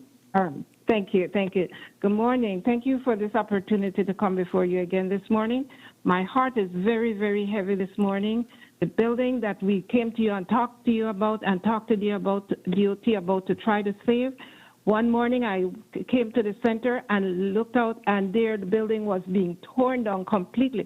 After years and years and years of us working to protect this building, and also being vigilant and concerned about another important landmark in our community, DOT just came in and tore it down, tore down my heart in the process of doing that. That's not right. I also want to talk about the walls. Again, we came with DOT treating us the same way. Came and told us nothing was going to happen. Next thing we know, the wall is being torn down. The wall is being changed, and we are having new walls put up. Same treatment that we've been having from DOT in the past. Please support the resolution that the COC passed and sent on up to you. I asked that the transportation planning organization send out staff who could teach us how to file Title VI. I made this request quite a time back, and nothing has happened. I know that the TPO has laid out details about Title VI, but not once has the staff come out to actually train us on how to file Title VI. Please ask that happen. And then the Robles Park wall, up to now, I have not had the opportunity to walk around Robles Park. I live directly across from Robles Park, and certainly hear all the noise, every lane, the noise gets louder, and the impact of the dust in the air. We use the park all the time. The children are at the park, but nobody came and said, let's have a meeting of the residents who live around the park to determine what we are seeing, what we are feeling, what's happening in our community, and how we feel about that, protecting that. As Tampa Heights residents, we feel that this interstate is forever intruding on us. The air, the quality of the air, the water impact, the soil impact affect us. Studies have shown that people who live close to the interstate have health issues, but yet we are still being continuously impacted by what DOT is doing, and we feel that at the TPO level, we're not getting much support. So please, please consider the people of Tampa Heights and our surrounding neighborhood that we are not sacrificed for the benefit of moving other people through our community. Thank you. Thank you. Mr. Fernandez, I am back to you. Chair, thank you. Can you hear me? We can. Now, you have 24 minutes total. Of course, you're free to, to use that at your discretion. So go ahead. I understand, sir, and I get the hint. If I can pare it down, I will, out of respect for everyone's time. And I do appreciate you allowing me to bank the time and give the folks behind me in line to go first. Thank you for that courtesy. My name, Rick Fernandez. I'm out of Tampa Heights, CAC Vice Chair. Not speaking for the CAC here, however. I'm speaking for myself and a number of people who were kind enough to cede time to me. My address, 2906 North Elmore Avenue. My front porch is about 75 feet from the retaining wall that will be torn down and relocated if the current plan under consideration moves forward. It will be torn down about 100 yards down the street from me. So I am, to say the least, invested. I will be talking today about the interstate retention wall and its planned intrusion I'll be talking about FDOT's misrepresentations regarding that project to the community and to you as recently as just last month. In that area, I will be addressing my rebuttal. And finally, the resolution passed by your CAC last month seeking moratorium on the wall intrusion, a full vetting of the project, and identification of community-centric alternatives. I have filed detailed written public comments. I incorporate those filings by reference. They took hours to write. Will likely be summarized for you by DeVita in about 30 seconds. I hope you will or have taken the time to read them. I want to start this morning by thanking those who have donated their speaker time to me: Connie, Doreen, Robert, Jane, Michelle, Tim, Life. I'm honored, guys. I love you for what you did this morning. I don't know if you folks around the table and in virtual world know, but to just get on the phone and say, I donate 3 minutes to Rick Fernandez, each of those people ran a crucible. They took at least an hour of their time today just to do that. So, again, I thank all of you. These friends and neighbors, and many more like them, have been showing up and standing up at meetings like this for 7 years. For all of those 7 years, we have been in a relationship with the Department of Transportation that I have likened to dealing with an adverse party in a hotly contested litigation. I'm a trial lawyer by training. It's a prior life, but it sits in your brain. So that's what I relate to in these interactions. We want to preserve our neighborhoods. FDOT wants to pave us over. So yeah, at times, things get hot. Fortunately for the FDOT folks, if things get uncomfortable, they can move on. Bring on a new team. We, however, we're here to stay. After 7 years of this pseudo-litigation, I have come to recognize a troubling behavior pattern in FDOT's communications with the community. They hesitate to share inconvenient truths, truths that might inflame the audience of the moment. We saw that in 2016 related to TBX and a plan then to convert 2 free lanes on the Howard Franklin to express tolls. The threatened wall intrusion along the eastern boundary of Tampa Heights is the inconvenient truth of the moment. People were angry in 2016. We're angry now. More than angry, though, we are disappointed and distrustful of a system and its gatekeepers that could approve a project like this without so much as a courtesy nod to the individuals in the neighborhoods carrying the burden. Until recently, and that's been documented as November 17, 2021, I had and we had no idea that these walls were to be relocated. And that finding was purely by accident over coffee with 2 FDOT representatives. How can that possibly happen? A review of the project's history dating back to 2018 and 2019 will help us to answer that question. Dr. Wong, if you would please, I'd ask you to call up the timeline of communication slide presentation. Folks, these slides were presented to you in a public comment document yesterday. And I can't see what's actually up. Johnny or someone, could you confirm that the slides are up? They are up. All right, thank you. Okay, so I'm just going to work through them serially. Slide number 1, the It's Time Hillsborough survey. This was the initial public-facing effort to publicize and sell the various alternatives to the downtown interchange. At that point in time, 2018, 2019, there were 4 that were being communicated to us. I'm going to concentrate on the no-build option and the quick fix. The quick fix is the one we're now dealing with.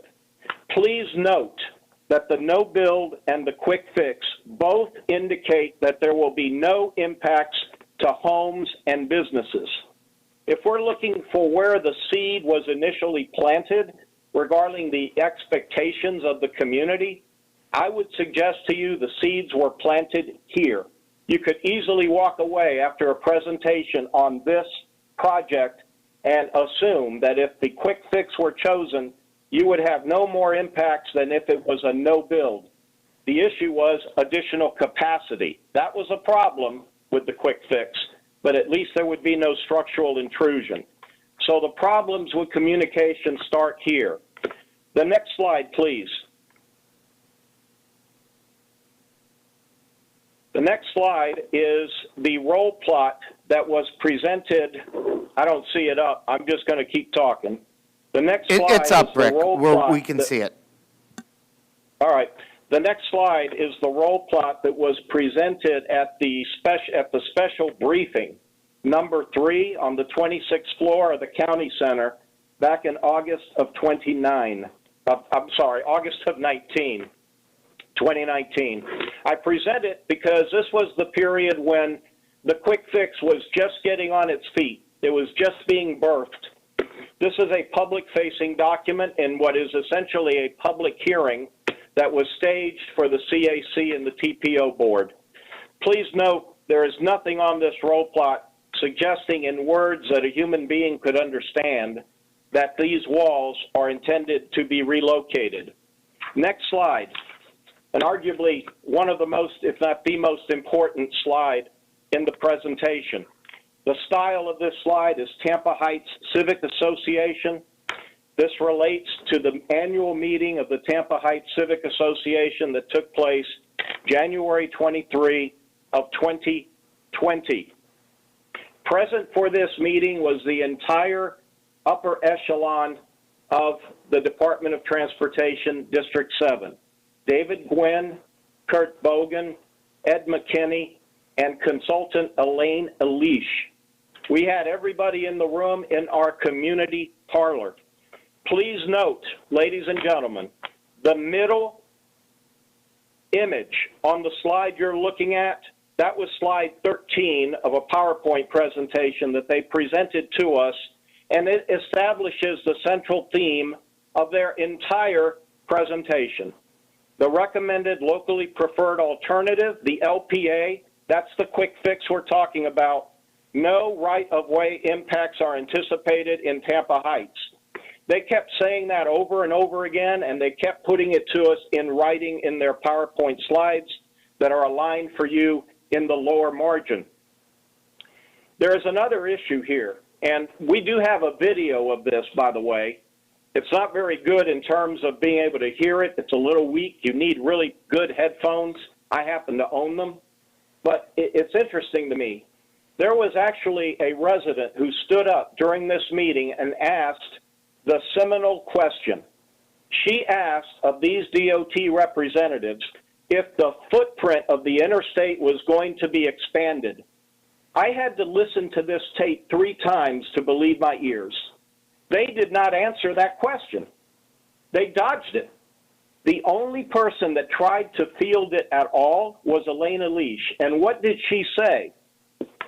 She pointed to the fact that there is a Tampa Heights Greenway that borders the interstate infrastructure, and that is certainly true. We have a ribbon of asphalt that runs from Amelia to the north to 7th Avenue to the south, and it hugs the interstate wall. What she said in response to that woman's question was that the Greenway acts as a buffer to the community, and the Greenway will stay as it is. Ladies and gentlemen, if there was an opportunity for the DOT to face an inconvenient truth, it was in that moment, on that night, and they failed to do so. And you know why? It's not because they didn't know that this wall was likely to be moved. It's because they were afraid that we were going to react negatively to it. Now, why do I say that? Well, let's move to the next slide. Next slide is styled SEIS Public Hearing. There was an SEIS public hearing that was held. Actually, there were 2. One at HCC Dale Mabry campus on February 25 and another at the Port of Tampa on February 27th.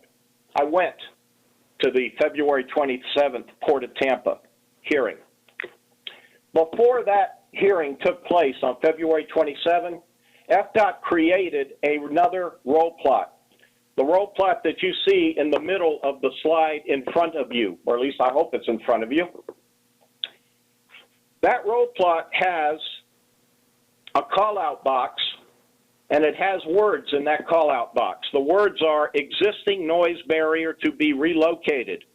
And that call-out box points to the wall about 100 yards south of my home, and also points to the wall south of Palm in the general area where Lamar once stood. The 1902 Lamar property once stood. I look at that and I see it as absolute evidence of the fact that 3 weeks before, when they were in our community parlor, they knew that this was a fact.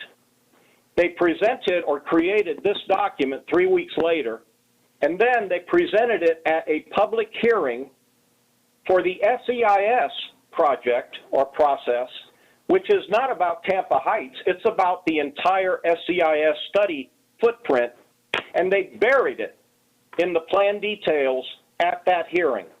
I went to that hearing. I did not see this document. I would have had to have stumbled on it by accident. Remember that 4 weeks before, they were in our community parlor telling us no impacts. 1 month later, this shows up. That's simply unacceptable. Now move on. The next slide, TPO board meeting is the style. This projects to you a roll plot that was presented to you in your TPO agenda package in May of 2021. You were being asked to approve TIP Amendment 21. Some of you may remember that because it involved $2.5 million to acquire additional right-of-way in VM Ybor. In support of that TIP amendment, you had a PowerPoint presentation. PowerPoint slide 4 of that presentation was the roll plot that you're looking at on the slide.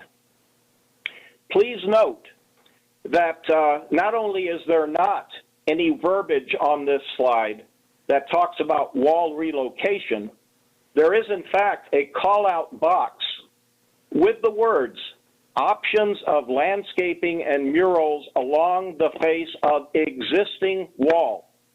City of Tampa could explore expanding existing sidewalk on the west side of the road. That call-out box is sitting almost exactly where the earlier call-out box about wall relocation was in February of 2020. By May of 2021, this is the forward-facing document, and sitting on the CAC, as I do, I actually saw this. Now, Commissioner Smith called this out at your last meeting. It's not a matter of first impression for you, but please understand where it fits in the overall timeline. The next slide, this would be slide 6, FDOT roll plot. This is simply presented as the most recent roll plot that I have available to me. It was presented by Justin Hall in an email to me about 2 weeks ago. And simply note, there's nothing on here about walls relocating at all. Okay, now, could I have a time check, please? 9 minutes.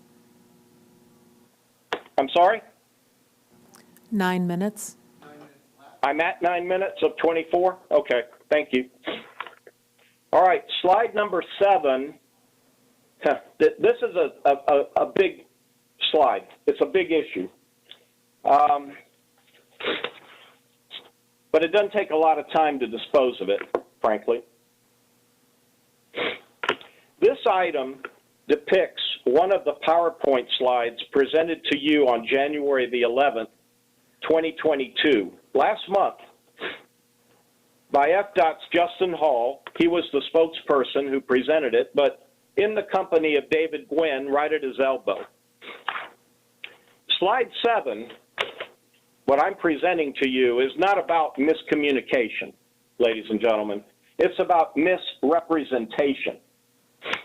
My comments are offered to correct the January 11 record and to rebut the FDOT misrepresentations of fact. My rebuttal arguments are more fully discussed in the written comments filed yesterday and incorporated here. Let's keep it simple for purposes of this presentation. The roll plot embedded in that slide we've seen before. It was the one created February 19 and that allegedly was at the Port of Tampa on February 27. Again, pin that date in your memory. February 19, 2020 is when it was created. I trust that you will take the TPO version of judicial notice that a document created on February 19, 2020 could not have been displayed in August of 2019 at the special briefing, as is alleged on that slide. It could not have been presented at the Civic Association meeting January 23, 2020. It was not in existence yet. It could not have been presented at the Tampa Heights CRA February 18 of 2020. Missed it by a day on that one.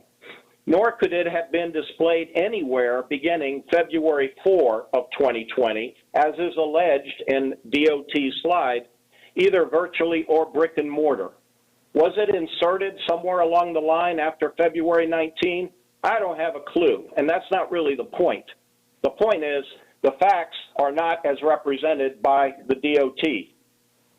The only place that this slide, this roll plot, the February 19 roll plot, could have been displayed was at the SEIS public hearing. I went to that public hearing at the port, didn't see it. It was an inconvenient truth hidden in the sea of SEIS plan documents, just a month after FDOT came to talk to us about no impacts. FDOT's PowerPoint slide and the supporting narrative sullies your meeting record for January 11, 2022. My rebuttal filing requests that FDOT slide and narrative be branded as misrepresentations in the January 11 record and in this record for February 9. What FDOT did last month, whether it was negligent or intentional, was an affront to your room, to the offices you hold, and it was an affront to my Tampa Heights community. We have told you, and we have told FDOT, that we were never informed of these wall intrusions at any time before November of 2021, and again, by accident. Rather than accept responsibility, rather than work with us to find a win-win, they doubled down. They walked in here, or in there, in your room, last month, and tried to prove their good faith with a bogus document, and then a few days later, tore down one of our historic properties just because they could. On the very same day of demolition, they started pile driving at Florabraska and 275, a stone's throw from our homes. Was I angry? You're damn right I was angry. While I listened to them lie to you about us, while I watched them demolish our history, and while my home vibrated, how would you feel? How do you feel? You've been insulted as well, in case you haven't noticed. Now, let me move to the resolution briefly. With my remaining time, I'll comment on the resolution passed by our CAC last month. Our chair, Bill Roberts, will be addressing it in his report later. He talked about it last month. It needs another airing, and he's agreed to do that. So I look forward to hearing what he has to say.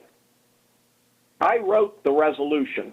I don't say that out of any author pride. I had a lot of input, but I wrote it. And frankly, I thought it would be too much for the committee to digest and adopt in one meeting. I presented it as an educational tool to bring the committee up to speed on the issues Tampa Heights is facing and the relief we are seeking. Hopefully it can serve that same purpose for you. After a robust discussion, much to my pleasant surprise, one of my colleagues moved it forward. Another seconded the motion, and after brief discussion, we had adoption by a vote of 8-6. To the locally elected officials on the TPO board, many of your appointees voted for this resolution. Now the resolution is before you for discussion and appropriate action. We seek a moratorium on the wall relocation aspects of the quick fix, robust vetting on the scale we should have had in 2020 and 2021 had the inconvenient truths been disclosed. Ultimately, we want what was promised to us in January of 2020, ladies and gentlemen. No impacts on Tampa Heights. Leave the walls where they are. FDOT can seek its remedies in more creative engineering solutions. When we next talk about demolishing walls, let it be in furtherance of a project like Boulevard Tampa that actually sees the future. I may not live to see Boulevard Tampa, but we can begin that journey together and now. Our future is in your hands. Please stand your post, have our backs. Godspeed, and thank you for your time. Thank you very much, Mr. Fernandez, for that. We appreciate your comments this morning. What we're going to do, we have Secretary Gwynn here from the Department of Transportation. He is going to address the board at this time related to this morning's public comment, and then we will open it up to board members for questions and discussion once you indicate that you'd like to be recognized. Secretary Gwynn. Good morning.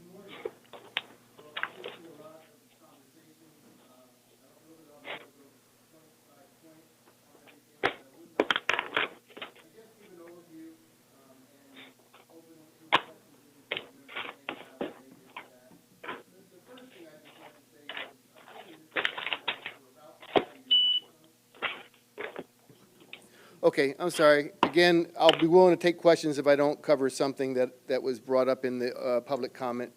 But I did want to address a few things. One, I have been in this position now for about 5 years.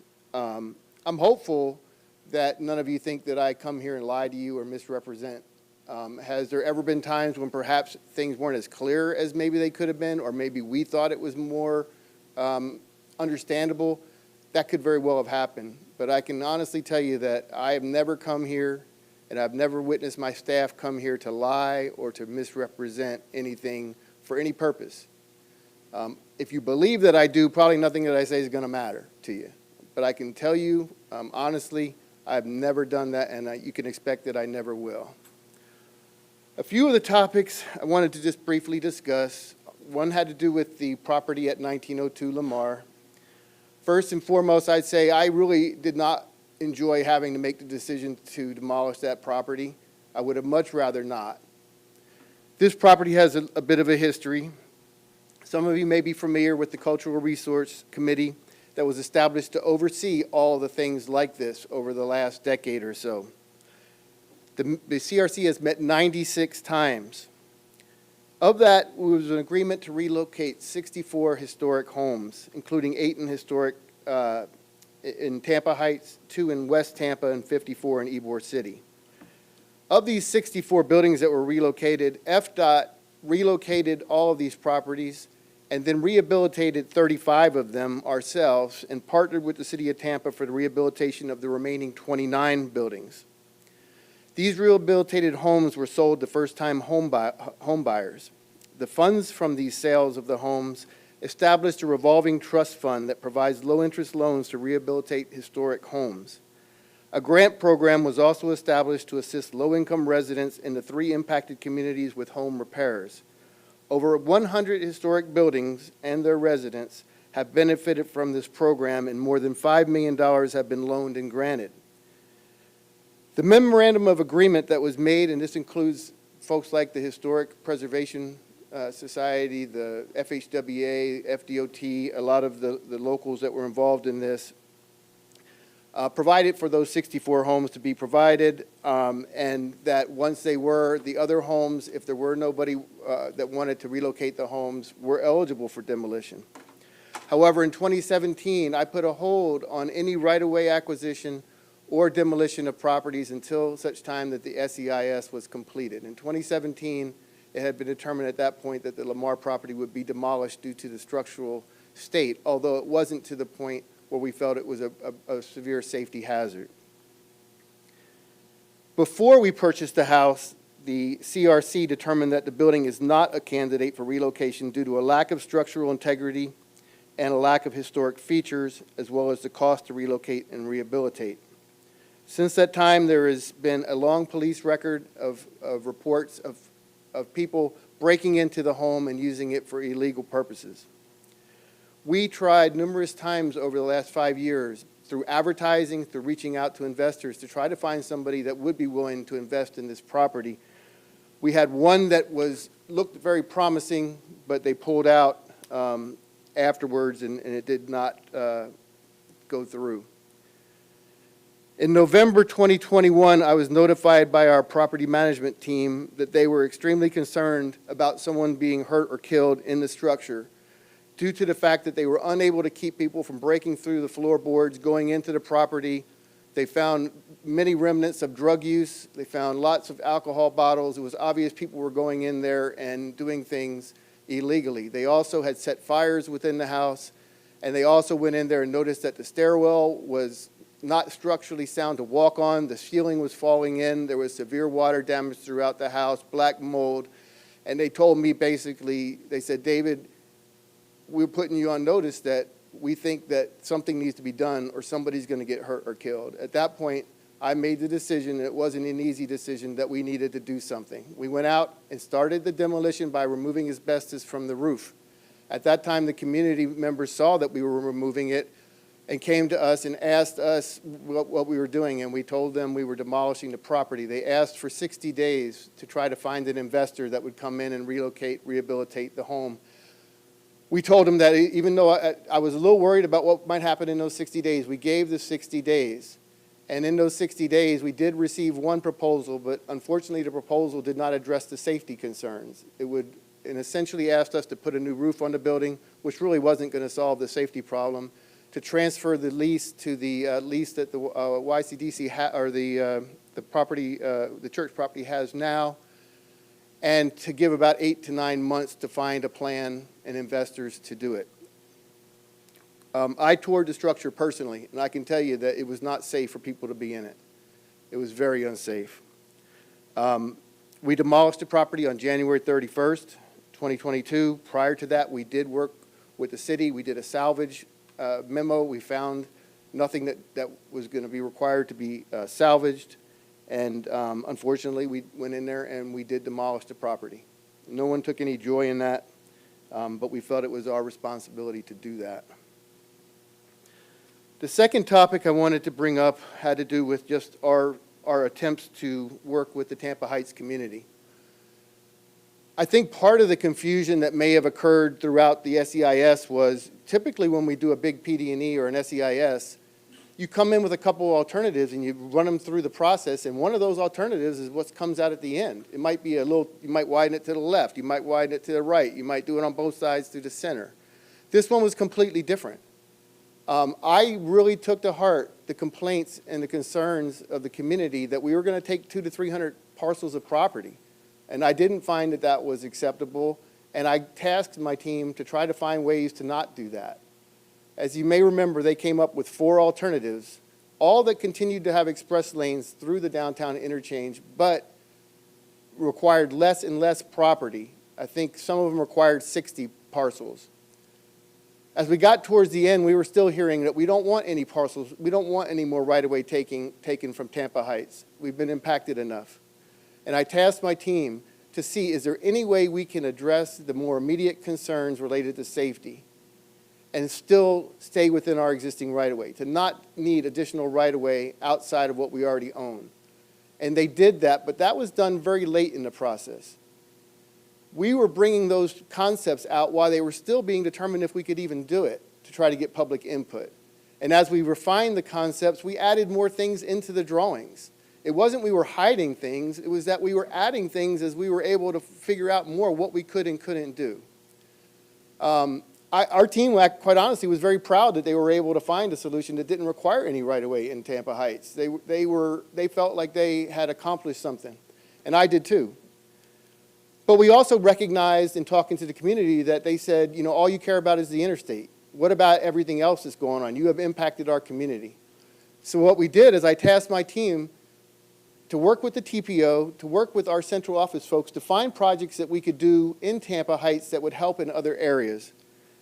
And then over the next 5 years, we programmed nearly $120 million of projects that have nothing to do with roads, other than that they cover transit, they cover bicycle and pedestrians, and they cover safety.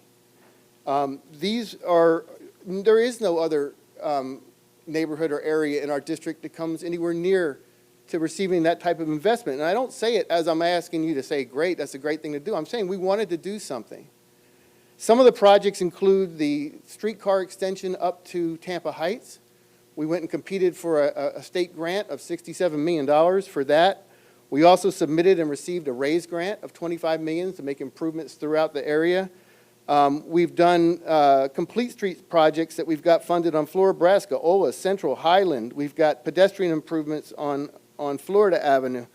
We've just tried very hard to find ways to make improvements outside of the interstate. I understand how confusing sometimes our projects can be, and I understand sometimes we speak a language that other folks don't necessarily understand the same as we understand it. I truly believe that when we were saying, and our folks were saying we were not going to have any additional impacts, we were not going to expand the right-of-way, we were not going to have any right-of-way impacts, that was what it meant, that we were not going to require any more right-of-way. I'm sorry that some folks didn't understand that, and I am sympathetic that they didn't. But I think the walls movements were always shown because that was the only way we could fit it within our existing right-of-way, was to utilize our right-of-way to the greatest extent possible. We can always do better on communications. There's no doubt of that, and we are continuing to try. I can say, for this current project on I-275, we have done way more communications than we've done on any project in the history of District 7 in terms of a construction project. We have construction projects all over the district, many much bigger than this, many with a lot more pile driving and other things than this project. But we had tasked our team to try and do more. So we did things like we held a construction open house. We had about 110 attendees at the beginning of November. We held another public meeting the end of January. We met with Seminole Heights and the old Seminole Heights communities in October. We held open houses that we advertised on social media at libraries throughout the area to provide additional opportunities for information. We delayed the start of the project until November so that we could get more information out. We have a website, and we have a lot of people who have signed up for project notices, and they get the updates all the time. We send out tweets and other social media. When I went to the Tampa Heights Civic Association meeting with Commissioner Myers, one of the things that they said is they really think that we needed to do more. I went back the next morning and said, we need to go ahead and get this information out door to door.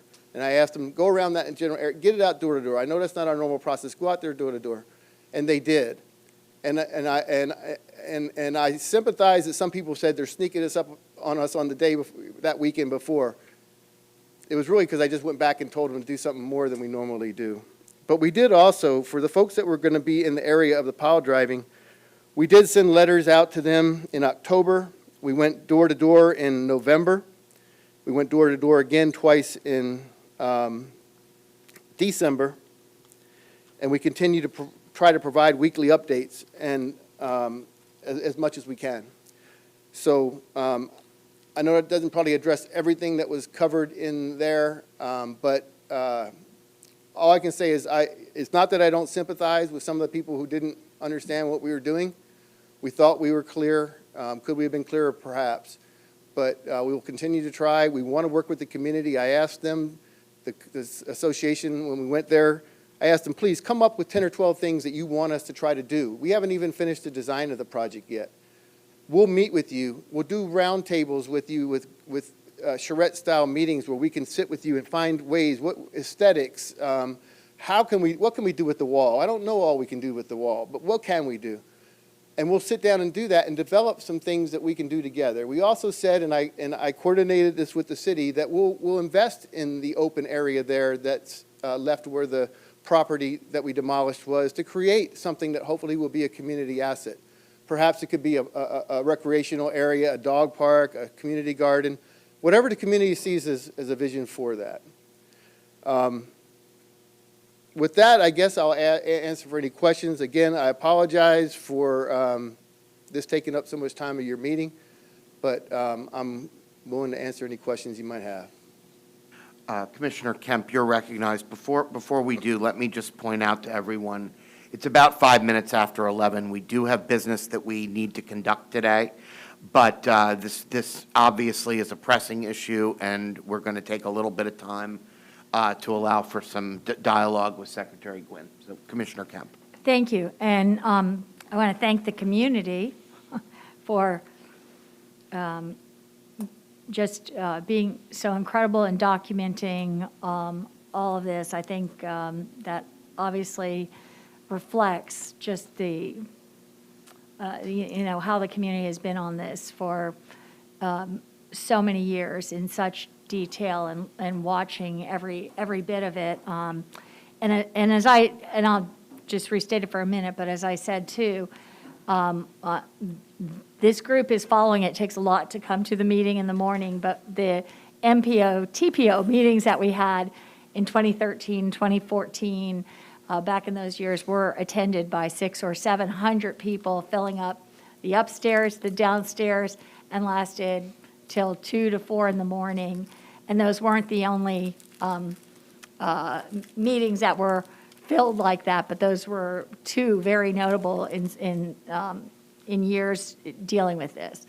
And I also appreciate you, Secretary Gwynn, delineating and responding and with the schedule. It's been a taxing, difficult process, just as this has evolved. And I have a lot more in the long run that I'd like to see in terms of this. But that's all my way of getting to. Last month, we had a prolonged discussion on this that didn't even finish by 12:30, and we lost quorum. But there was a request, which we supported, to have a meeting in the community. I think that would be very important to do.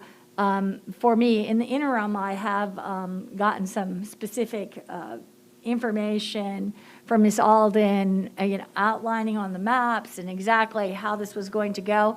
I'm familiar with where Mr. Fernandez's home is, but I think it would be, as I stated, and I have been following up on this like about every 2 weeks, checking in with FDOT to see about this.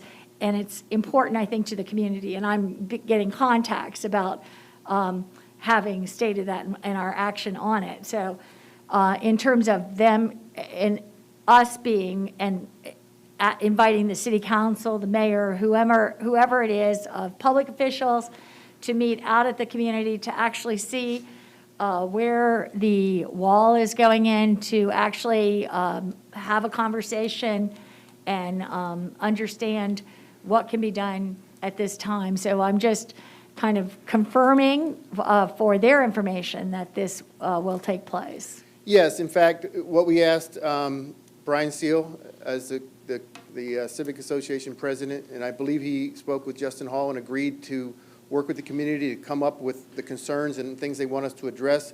What we asked them to do is get them to us in advance of the meeting so that we can come with alternatives and ideas to present as options and see what we can do. So as soon as we get those ideas they want us to look at, we're ready to meet. I imagine it'll be a series of meetings. And I know that elected officials would be very interested in that, whether they're on this board or not. So I'd certainly like to make sure that that's a widespread invitation. And my only other thing that I think is maybe more immediate and that you're hearing from them is this, the nighttime work on that people are saying, and I don't want to put that off for 2 weeks if that's 2 months, or whenever this meeting is scheduled for, if there's something that can be addressed about that, because I heard it last meeting, and then I heard it again this meeting, so I'm just wondering about that. I've asked our team, and we have a on-site engineer full-time out there. We're trying to look for every opportunity to do things at times where it's not going to be as noisy during the night. There are some things, unfortunately, we can't do during the day. But the good thing is a lot of like the pile driving, we're seeing the monitoring telling us that vibration is really not getting out beyond the area that you would expect it to. We're not seeing big numbers at all. Also, the pile driving is not going to go on forever. It's not very many piles, quite honestly. But we really want to work with them. I know we can't satisfy them on every request, but we'll try to find everyone that we can. And we've been asked about a moratorium with the CAC in regards to this. In terms of the objections that Tampa Heights is having with regards to the wall, is that wall being constructed at this time? Will these meetings, will it be fait accompli before we have a meeting with the community and get to this, or is this a? Well, the vast majority of the walls that I believe that they're referring to are part of the downtown interchange project. The project that's going on right now was the transition project that would allow us to take the lane that goes to I-4 up past Hillsborough Avenue so that it actually would work once we put a second lane in there and it wouldn't just be still a bottle jam at the end. That project is still in procurement. We haven't selected a designer or a contractor yet. So this is the time we can continue to work with them to try to build what we can into the project. So it's not too late. We won't award the contract most likely until midsummer, and I wouldn't expect there to be any work physically being done on that for another year. So we certainly have time. Okay, thank you. Thank you, Commissioner Kemp. We have a bunch of people in line, Councilman Maniscalco, Commissioner Overman, and School Board Member Vaughn virtually. Councilman Maniscalco. Thank you very much, Commissioner Cohen. I watched a documentary the other day, and the person in the documentary said, "Life is unjust." And then she corrected herself and she said, "No, people are unjust." And I'm not calling anybody in this room unjust, but we're dealing with issues that stemmed from the initial construction of the interstate in the 1950s. We weren't there. You weren't there. We weren't in these leadership positions. But these neighborhoods, particularly here when we talk about Tampa Heights and all the speakers that have spoken this morning, they have suffered so much because the interstate went right through their community. And although some may have grown up in that neighborhood, many of them, or most of them, moved into that neighborhood because they saw its beauty. And in that, with their passion, they understood and they understand to preserve what was not destroyed half a century or more ago. And I think what they're asking, I'm not speaking on their behalf or for them, but is don't hurt us anymore, because so much has been wiped out over the years. So when you talk about the property on Lamar and the passion behind it and the drive from the community to preserve that structure, and I understand, it was in a state of deterioration and many years, you didn't just demolish it overnight, but a neighborhood that's been affected so much for decades, watching property after property being either relocated or demolished, I too would stand with them and say, try to save what we have left. If we went back in time and had a time machine, we probably wouldn't recognize the neighborhood because so much has changed. So they are here as residents, as preservationists, as people that care about this community. I know that, we have this interstate. We talk about the sign walls. We talk about the improvements at the interchange.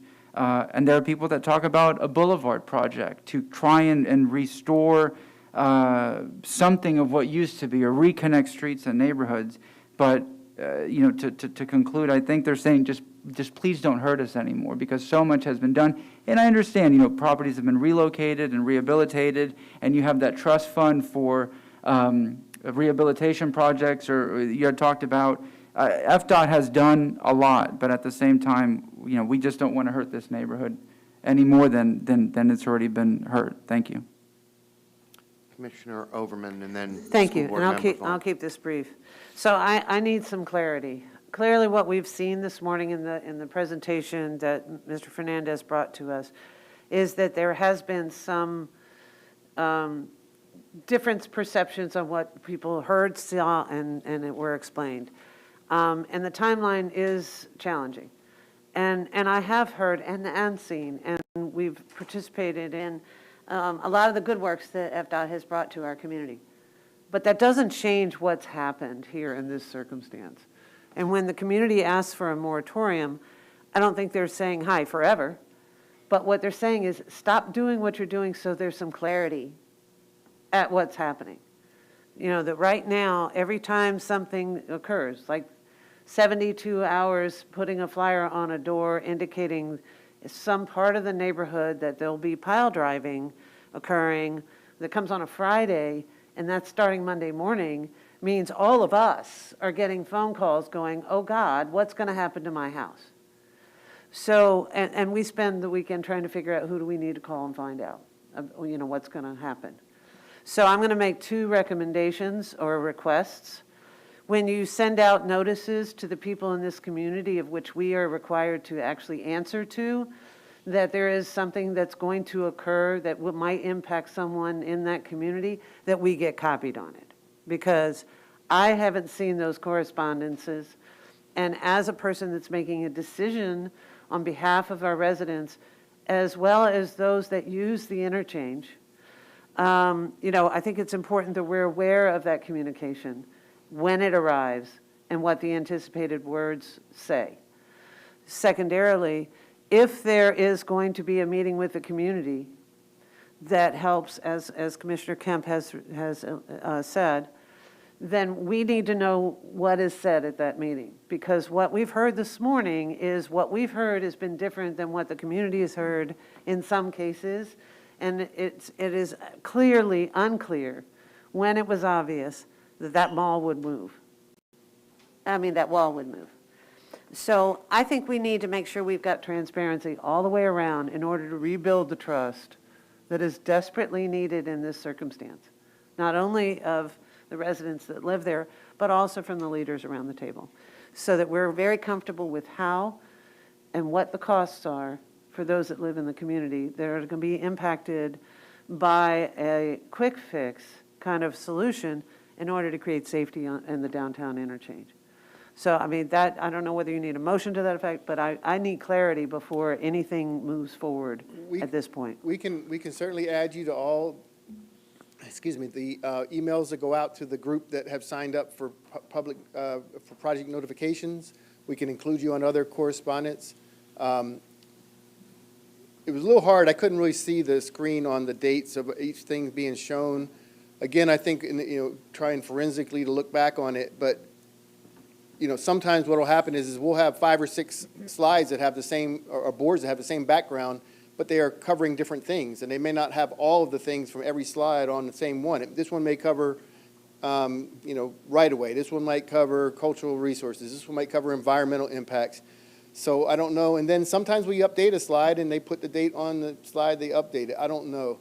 But nonetheless, there was certainly confusion. I think part of the reason for the confusion was this alternative that required no right-of-way came in very late because we thought it was worthy of evaluation. So I'll take responsibility for the fact that some of that confusion could have just been due to the fact that we introduced another alternative very late in the process. We have School Board Member Vaughn and then Commissioner Smith in the queue. Ms. Vaughn. Thank you, Chairman. Thank you, I appreciate it. Obviously, I echo many of the previous board members' sentiments. I do have a question. As a newer board member on this board, are we able to call for a moratorium on this project? Can I get some clarification on that before I go on with my comments? I'm going to ask Mr. Clark to answer that, our attorney. He's here, Ms. Vaughn. Thank you. Good morning, board members. Cameron Clark, MPO attorney. So I believe the answer to your question, board member Vaughn, is no. The TPO is a planning organization. Its primary functions are adoption of the long-range transportation plan and the 5-year transportation improvement program. The project we're talking about is on both plans. There's no statutory authority in the MPO statutes that would allow for the MPO to impose a moratorium on construction for roadway projects from FDOT. Okay, thank you. I appreciate that clarification. To continue my comments, when I have meetings about the decisions that we're making, I'm always very clear to try to get feedback to make sure that, what is our community saying? How much work has there been to connect with the community so they understand what's happening? What kind of feedback do we get? And there seems to be a big disconnect from what I'm told at some of those meetings and what we're hearing today. And that's extremely disappointing to me. Again, I echo fellow board members' sentiments about how important it is to make sure that we're honoring these communities that have had so much devastation in the past with decisions that we've made where we've placed interstates, and to hear that they feel that they've been misled on this project in general and that there are surprises that are coming that devastate their community is problematic. And I appreciate the feedback that from the planning side, everything was done and there must be a miscommunication. But what I heard is we can always do a better job. And obviously there are some areas we could have done a better job. So what I'd like to identify going forward is where are those areas can we do a better job so that we don't have this disconnect where the community feels completely misled and outraged and abused in this situation. If that's something that we need to talk about, doing a study, how we can do a better job, where we can find these areas where the community isn't misled. And I'd love to hear, some actual more solutions going forward. I know you said we're still in the planning phases and you're trying to connect with the community and we can talk about the walls, but I'd love to see, some real action items of what that's going to look like and how we can, work with the community so that they don't feel that they were lied to, that they're just, kind of a whipping post whenever we want to expand the interstate or anything like that. And sorry if that comment was inappropriate. I saw some wide eyes there, but being abused essentially. So I apologize for that comment. But that's kind of my thought process on this, where, to have meetings and really do our due diligence to make sure that we're trying to make plans and to make transportation decisions that really don't destroy our communities, and to see so much frustration within the communities. I'm just extremely disappointed, and I'd love to see what we can do to address this going forward. Thank you. Thank you very much, School Board Member Vaughn. Commissioner Smith, you're recognized. Thank you, and I'll try to be as quick as possible, understanding the time.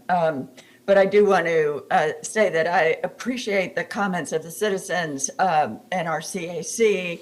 I have been really paying attention to the emails and just want to assure them that I understand, because in the spirit of School Board Member Vaughn's comment saying, okay, given the miscommunications, the acknowledgement that there have been troubles in the past, looking forward to the solutions. I think one suggestion that I have is part of the frustration and bad feelings in the community that we were hearing about today, it stemmed from the way that FDOT told us in our last meeting right here at MPO that they had been providing ample information of the wall moving 12 feet. I mean, they went to great lengths to show us that they had been informing the community of this. And I think the community is reacting to the impression that I also had that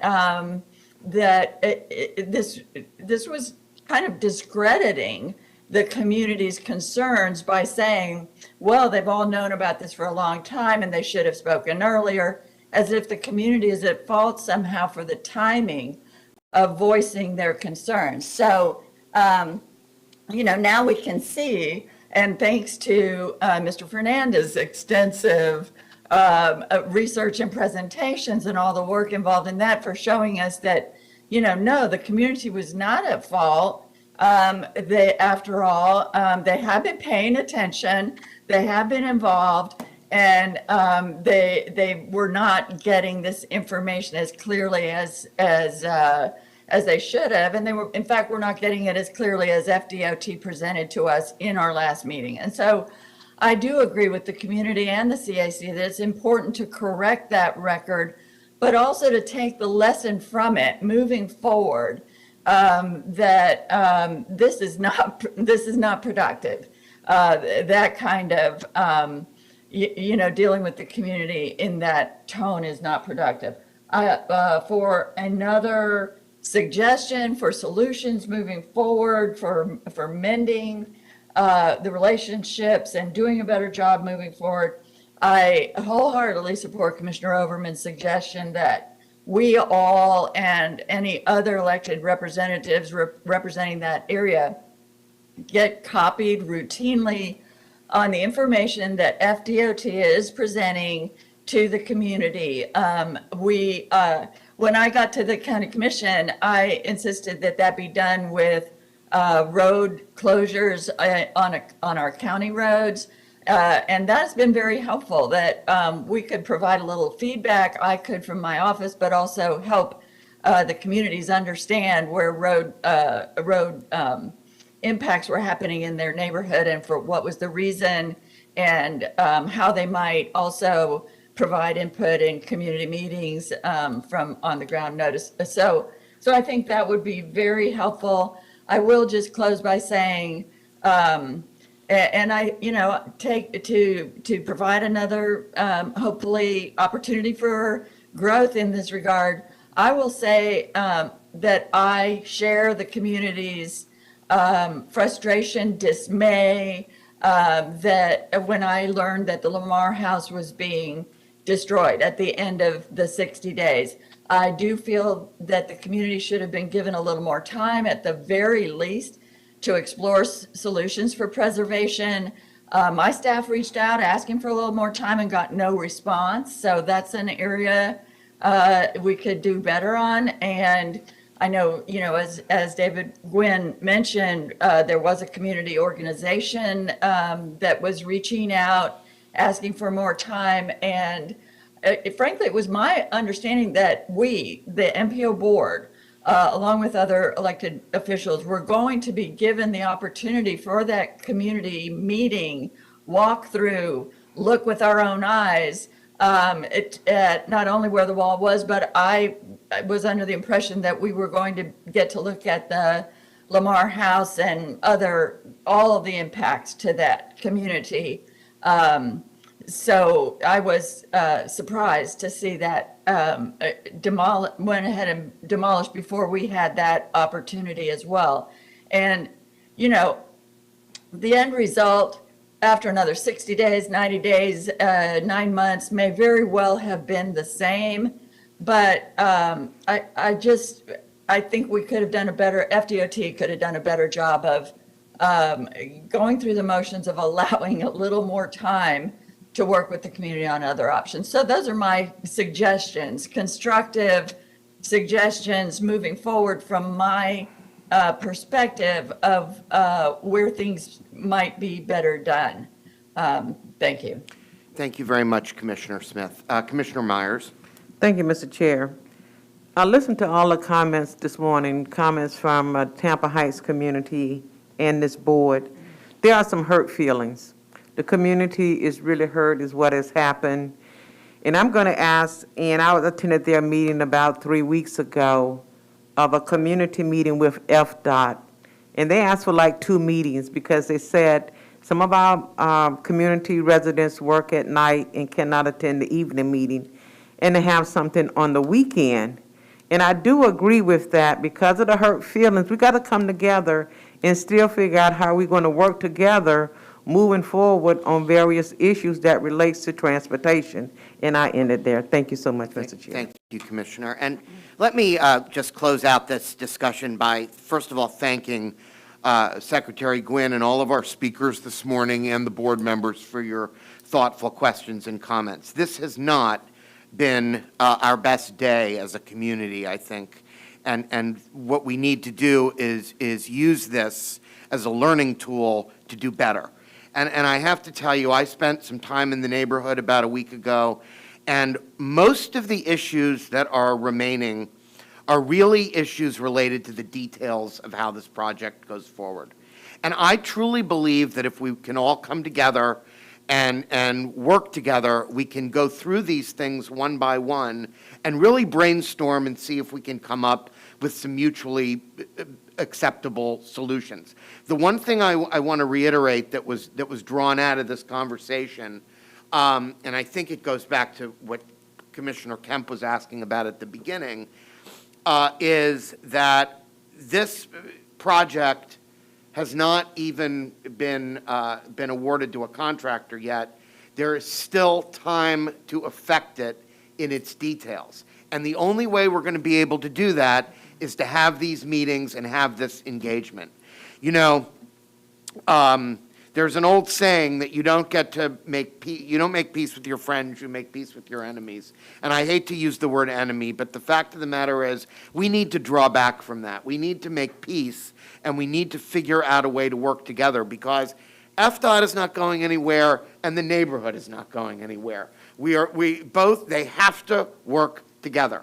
And we have an opportunity here, not on the house. The house is a done deal. But we have an opportunity on these walls, on noise barriers, on landscaping, on trails, on amenities to work together. And I hope that we will take this opportunity to start down that path and have a new beginning. That's our only option. That's the only thing that we can do to work through this.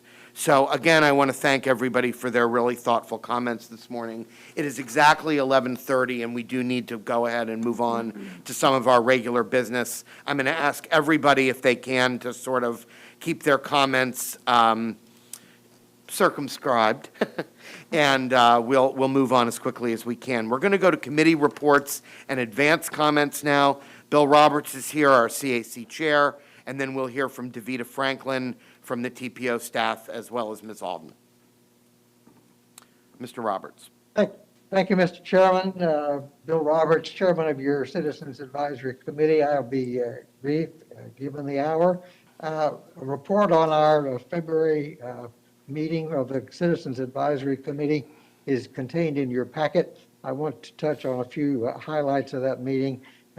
We too heard a fair number of public comments regarding the FDOT's barrier wall plans.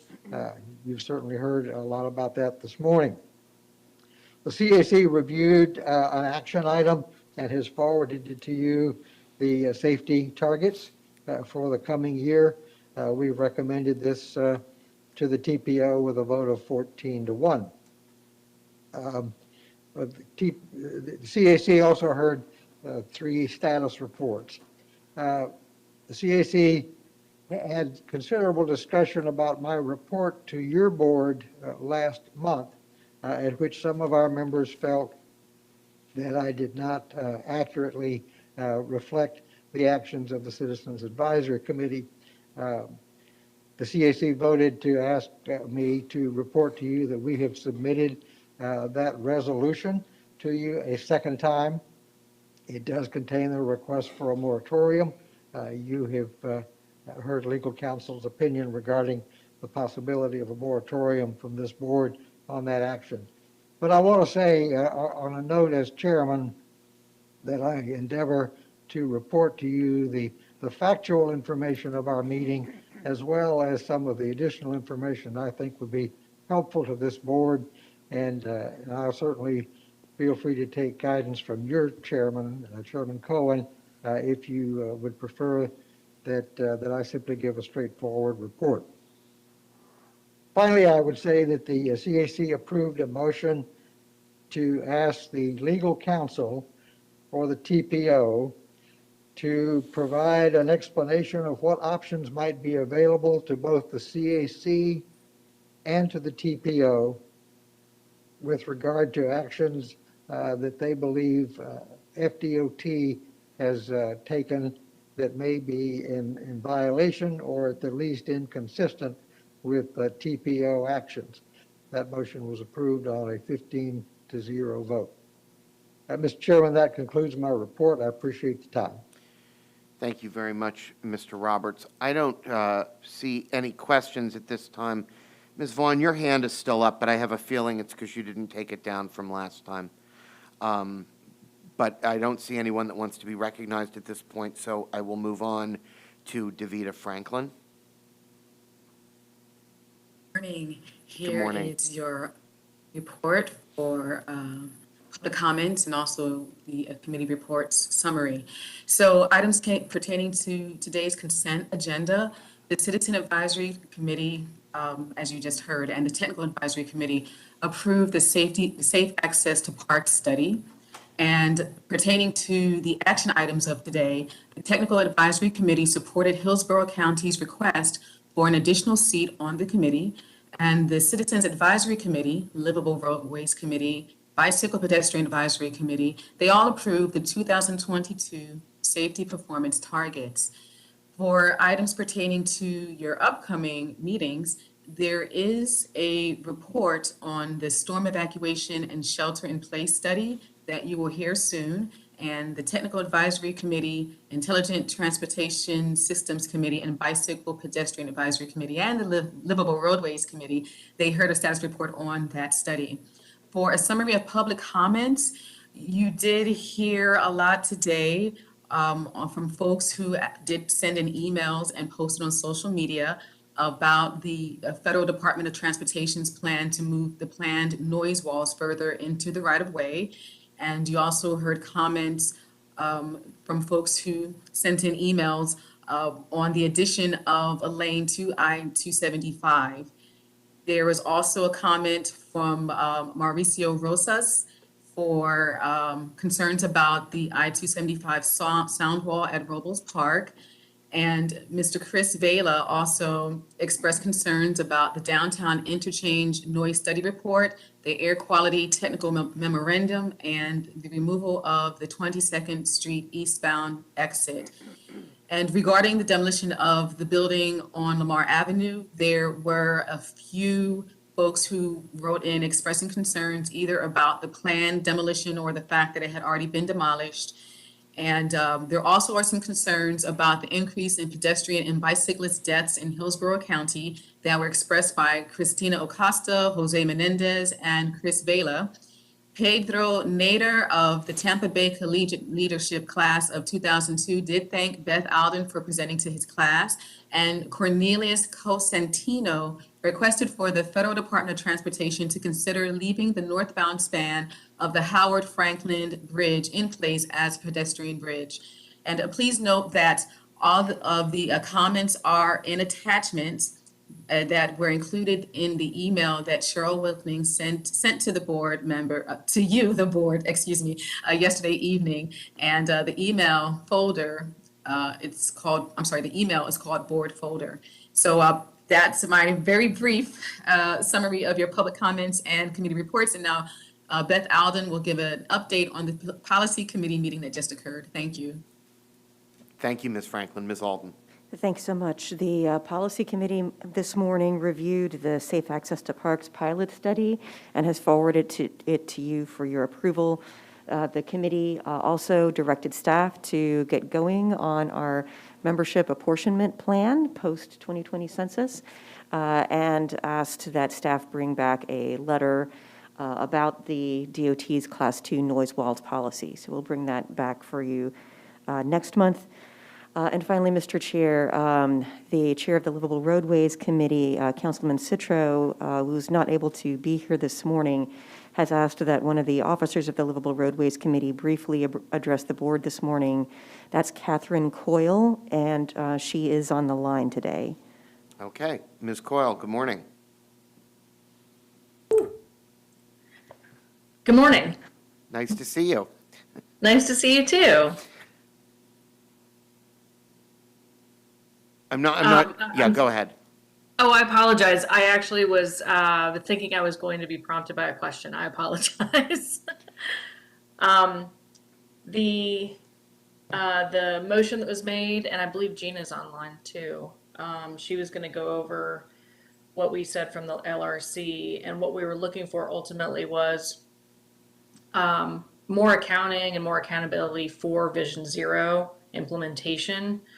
And the presentation that you were given and PowerPoint includes an arc, how everything is broken up for spending. And we saw as Vision Zero being the main goal, that it really should be the overarching goal. And each one of those pieces should have the accounting for Vision Zero.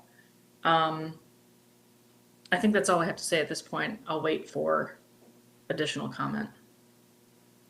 Okay, we can Ms. address, Alden, we go can ahead. address that further Yes. when we get to the safety targets presentation. Thank you. Okay, very good. Okay, so we're going to be coming back to that when we talk about safety targets.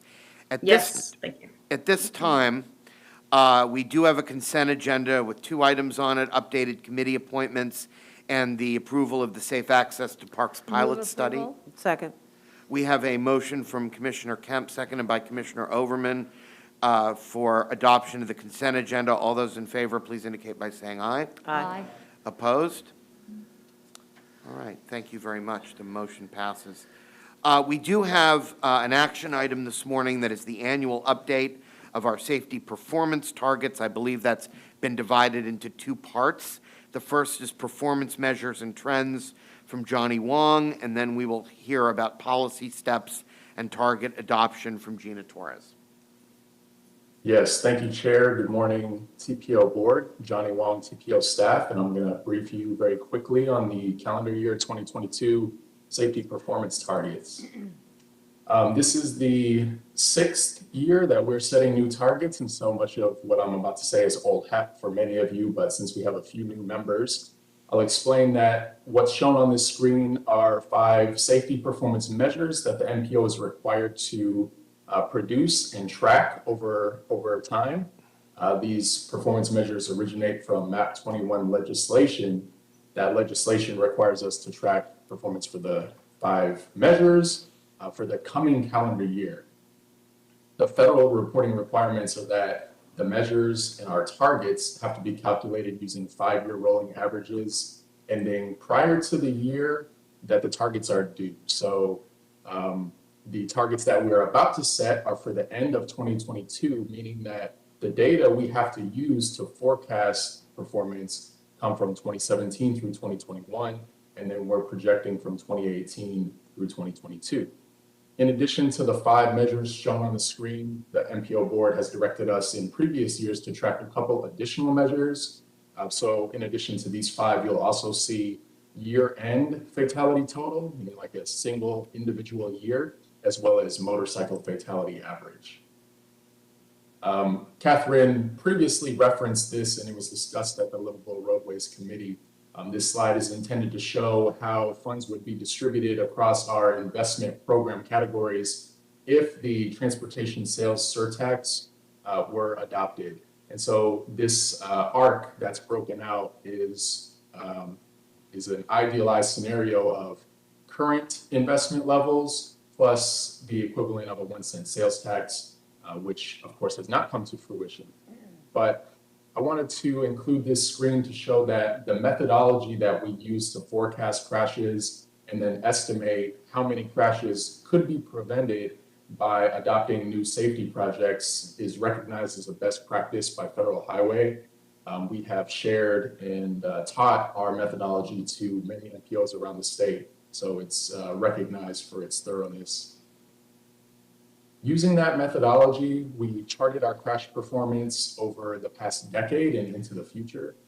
And based on that analysis, we estimate that our 2022 year-end fatality number will be 253. And we're proposing to set a target of less than that. Shown on this slide and also included in your agenda packet is a map of the fatal crash locations throughout the previous year. In the current tip, we have a number of safety projects funded on some of the highest crash corridors, especially those that are running through the urban core. So we're predicting that those projects will have the impact of reducing those crash numbers in future years. Our fatality performance over the past 3 years has been significantly higher than any previous period in our history. We actually had record highs for fatalities in, I believe, 2017 or 18, as well as last year. And so those 2 years taken just by themselves was enough to drive up our 5-year average by 12, from 212 last year to 224. And so our recommendation for this year is to set a target of less than 224. The motorcycle fatality performance is forecast to be a 5-year average of 36.13. The 5-year average of serious injuries has been trending down for more than a decade, and we're predicting that that trend will continue. If it does, we will achieve an average of less than 1,107 serious injuries by the end of the year. Non-motorized fatalities and injuries is forecast to be 232. Our fatality rate per 100 million vehicle miles traveled is expected to be 1.59. And our serious injury rate per 100 million vehicle miles traveled is forecast to be 7.49. So the proposed target is to achieve less than that. One word before we move on is that the Federal Highway Administration has offered a lot of guidance on the topic of establishing targets. And so MPOs are required to set targets. These are annual targets. We're required to set realistic and data-driven targets. Realistic in that it's an expectation of what can be achieved in just 1 year. And so while we all support Vision Zero, we understand that that's really not possible within the course of 12 months. And so that's why we have set the targets as we've suggested throughout this presentation. The screen that I'm showing now shows our report card based on the targets that were set last February. 2021, as I mentioned, was a record high year for fatalities in Hillsborough County, and the report card reflects that exactly. This past year, we failed to meet our fatality average, motorcycle fatality, and fatality rate targets. However, on the positive side, we did meet our targets for serious injuries, non-motorized fatal and injury crashes, and serious injuries per 100 million vehicle miles traveled. Just to recap real quick, the targets we're proposing are to achieve less than 253 fatalities, less than an average of 224, less than 36.13 motorcycle fatalities, less than 1,107 serious injuries, less than 232 non-motorized fatalities and injuries, fatality rate per VMT of less than 1.59, and a serious injury rate of less than 7.49. When we presented this information to our advisory committees earlier in the month and throughout the end of January, in addition to asking them to support the proposed action of adopting the targets, we also asked them to, we tried to facilitate a broader discussion about what could be done to drive these numbers down in future years. I'm going to turn it over to Gina to recap and summarize those conversations because they come with some policy implications and she's probably better suited to go over them with you all. But this is an action item. So once Gina finishes up her presentation, we're going to be asking you again to approve the calendar year 2022 safety performance targets. If you all have questions about the data or the analysis that we did, I'll be happy to answer them once you hear from Gina. Thank you very much. And we'll go to Gina next, and then we'll open it up if any board members have questions or comments before we vote. Thank you. And I may be answering some of the questions you have, I hope. And thank you for starting the video, Cheryl. So I'm going to start with some good news and just highlight a few of the efforts that our partners have been taking to improve, safe travel in our community. And the city of Tampa has adopted a Vision Zero action plan, or they're about to, but they have that as a citywide priority. They're updating their land development code and building sidewalks and complete streets. They're instituting a speed limit reduction program, and you may have seen some of their pop-up placemaking where painted sidewalks, crosswalks, and curb extensions. There's about 20 streets identified for road diets and working on several projects like bike boulevards and smart cities initiatives. Next slide, Cheryl. The county's been busy as well. They took a deep dive into the 8 of the top 20 high injury network corridors that we've identified, and they are implementing changes on 15th Street and 78th and Mango and others. And the county's initiating a school route safety program, assessing hazardous walking conditions, emphasizing lower costs like quick fix projects like raised crosswalks and signage and pavement markings, They're updating signal timing and adding leading pedestrian intervals. Next slide. And the District 7 too, they've implemented leading pedestrian intervals at over 500 intersections district-wide with before and after evaluations. They're upgrading lights to LED. Over 600 miles of state roads have been identified for sidewalks, and work is beginning on that this year. District 7's upgrading mid-block crossings and focusing on the 100 intersections with the highest severe crashes. They're reevaluating how speeds are set, and that's a biggie. That's big for them and big for safety. And there's a number of education efforts underway. Next slide, please. But here we are facing another absolutely horrible, heartbreaking year of needless deaths on our streets. And what happened? We thought it might be pandemic behavior. People are finally getting let loose and driving erratically. And we've learned nationally that seatbelt use is down, aggressive driving was up.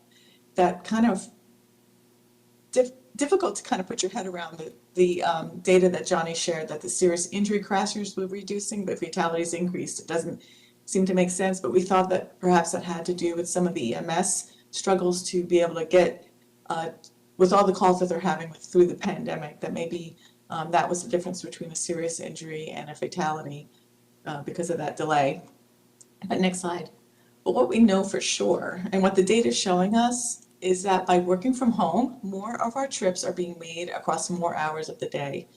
So not only are there more cars on the road at times we weren't, typically used to them being there, but roads that are often designed for peak hour with more lanes than needed, and when it's rush hour, that leads to greater speeds, and greater speeds leads to more severe crashes and fatalities. Next slide. This graph highlights that there are indeed more crashes happening throughout the day. The red line indicates the hours of the day where there were 100 serious crashes, but I think more interestingly is the yellow line, which are the hours of the day where there were 25 serious crashes. In 2019, kind of at the top there in a more normal year, there were about 6 hours of the day that were under or just near 25 serious crashes. And in 2021, there was just 1 hour, about 5 a.m., where there was about 25 serious crashes. So they were happening, very serious crashes all throughout the hours of the day. Next slide. This isn't new news. Our crash analyses have pointed to this very problem.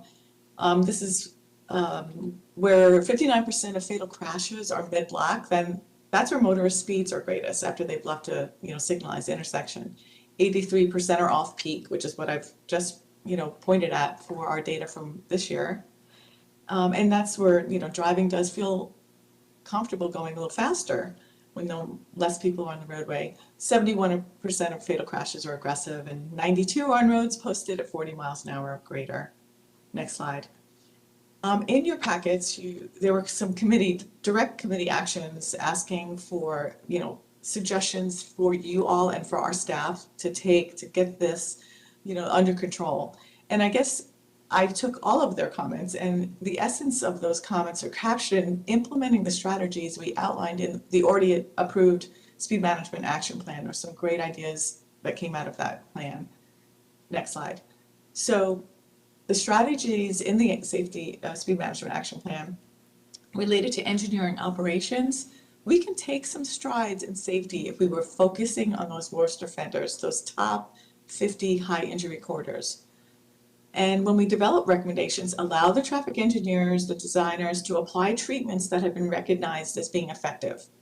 And lastly, that we fund the countermeasures and recommendations out of those. So if we go to the next slide, the first action that we're asking, or I'm asking the TPO board, is that we look at those top 50 this year and really focus on those. If we can make some changes on those, we can honestly see some improvements. Those top 50, of course, include the original top 20, and a lot of work is underway on those already. There's still some more we could do more with, and the next 30. And applying these creative, effective countermeasures to make speeding difficult, to provide more crossing opportunities, using operational strategies like signal progression. The action plan is just full of national best practices, and it's a good reference point, and we'd like to see some movement on those top 50. Next slide. Second, that the new federal transportation bill and the creation of a grant specifically for Vision Zero initiatives, that the TPO board directs staff to organize a coordinated grant application, that we can design and fund some of these improvements with that Safe Streets for All grant program. There's a better chance of being awarded when we show a coordinated approach across our county. Next slide. And we know the benefits to safety with additional funds. Johnny had a slide about this. The 2020 surtax would have enabled us building 350 miles of complete streets, 500 miles of street lighting, filling 1,400 miles of sidewalk gaps. That would have equated to 35% reduction in fatalities or 70 lives saved every year. So the ask is that the TPO board write a letter to the Board of County Commissioners asking them to specify funds be set aside for safety-focused improvements on those high-injury network roadways. Next. The Speed Management Action Plan also addressed strategies focused on education, and we need your help in reaching more of the public. Next slide. We'd like to ask that your member agencies identify someone in your public relations offices that can help us get these messages out.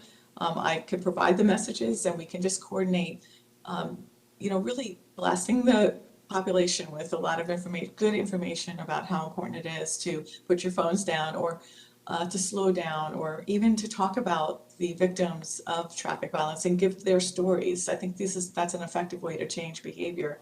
And there's other methods like dynamic message boards. Actually, District 7 used that on Courtney Campbell where they displayed like the cost of a speeding ticket. And I think those kinds of messages can be continuously put out throughout the year. That would be helpful. Slide 15, next slide, I'm sorry. The action plan identifies policy and legislative strategies. From those strategies, we think there's an opportunity to support some new legislation making its way through the state legislature right now, actually. Next slide. Several local agencies and organizations are writing letters of support for House Bill 189, and that allows automated speed enforcement around schools. These devices have proven effective around the country and have led actually eventually to those speed cameras being used on the high injury networks in that community.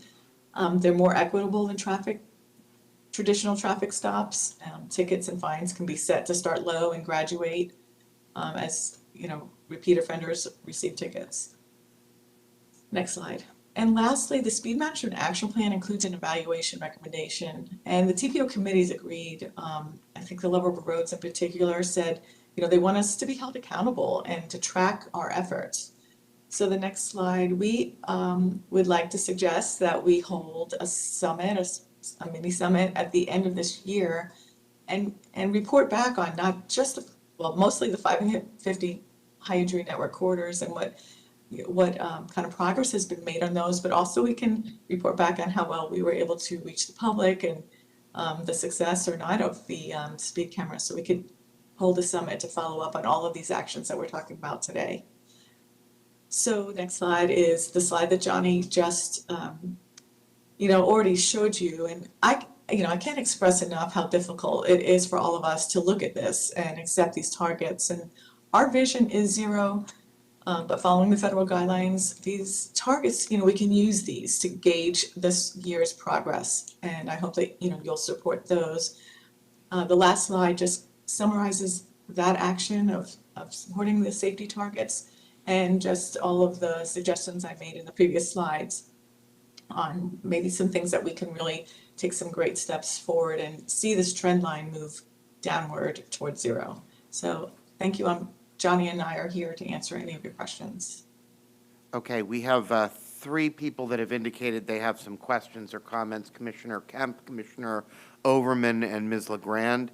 I just want to remind everyone that it is, and Commissioner Smith, I'm sorry, I see you waving up there.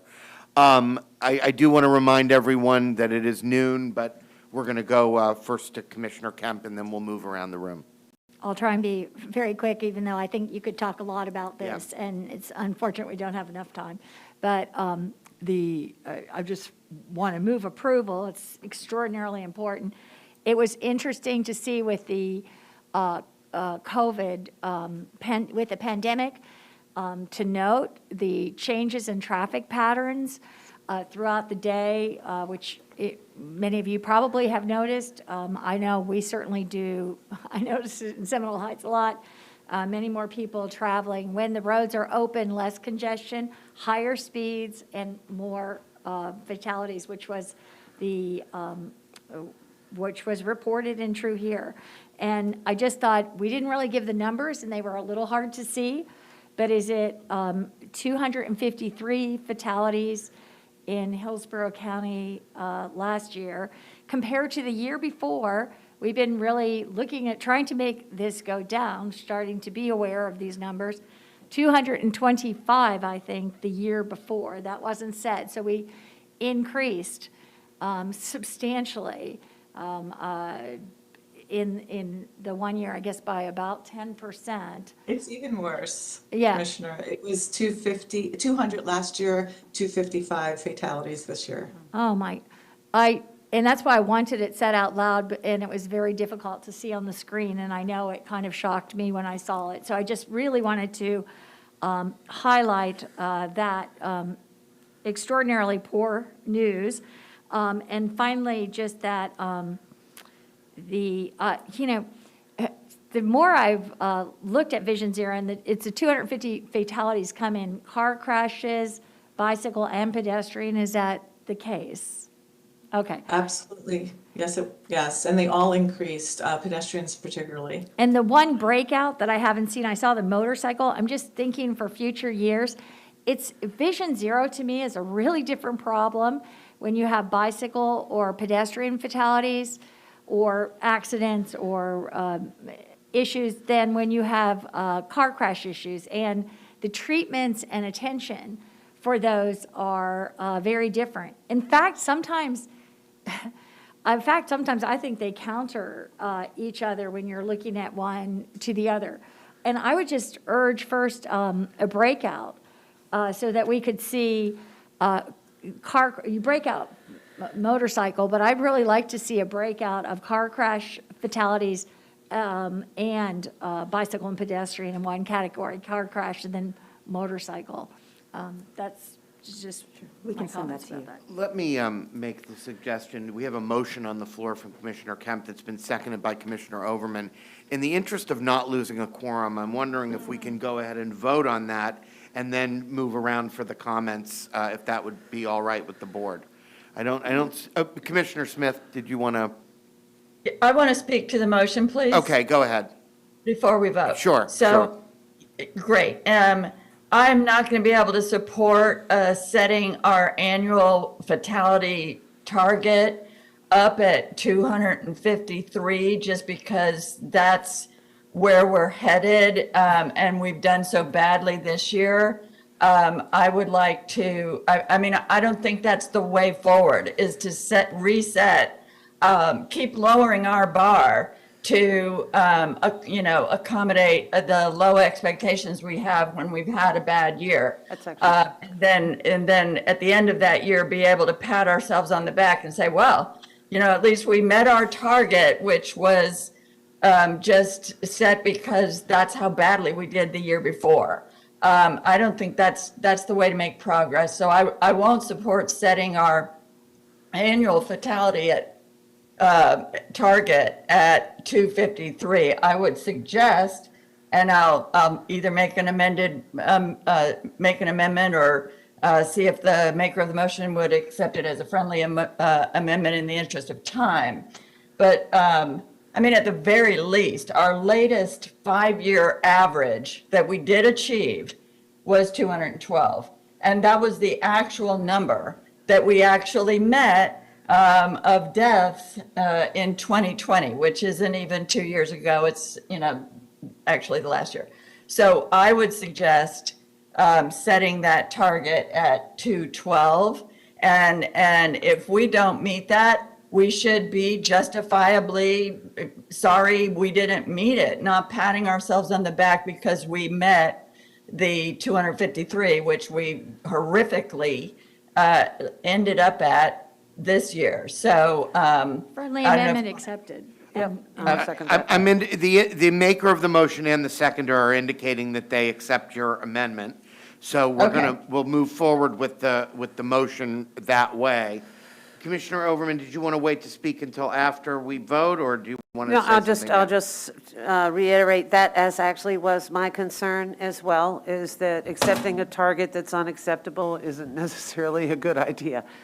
And, you know, going back to even our 2021, the 190, which is the fatality, and the 195 would have been my recommendation, but I'll take the amendment as being the 212 and 255 that is being proposed. All right, I don't see any more discussion on the motion, so I think on this one, we'd like to have a roll call vote. Oh, excuse me, Ms. LeGrand, I apologize. That's fine. Just quickly, I recognize that the numbers have gone up, but they've gone up nationwide. So this is not unique to Hillsborough County. And I also am aware, just because I have been following this for some time, that the U.S. Department of Transportation's National Highway Safety Administration came out with a report that stated that the reason, at least from their analysis, that the numbers have increased since COVID are for four main categories: speeding, lack of use of seatbelts, driving while not sober, as well as driving distracted. I think it's great to have targets, but if each one of these categories isn't specifically addressed on how we're going to address the challenges that we're having with fatalities, it's a target that may not necessarily be tied to how we intend to make the improvement. So I just would like to throw out for consideration that if time is not of the essence, that maybe we really dig into how impactful we can be as we address each one of those issues. For example, how many from the numbers that we had of the 253, how many of those fatalities were caused by either speeding, lack of wearing seatbelts?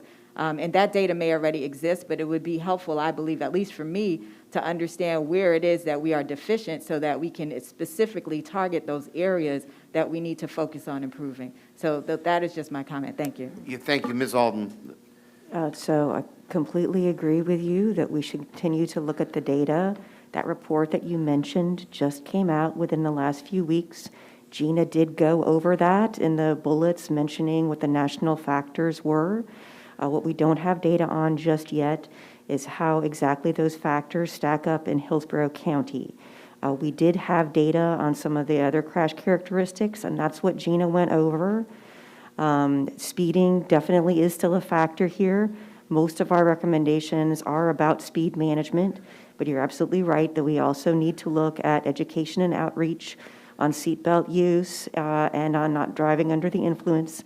There are some active campaigns going on across the state of Florida with that kind of messaging. So we will be continuing to work with the community traffic safety team on that education and outreach. This safety target setting action is required by the 28th of February. I can schedule an additional meeting of this board if you'd like to continue to discuss this.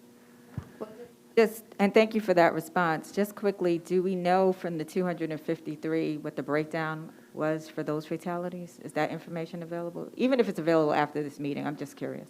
Regarding seatbelt use and that kind of thing, I'll see what I can get for you. Okay, thank you.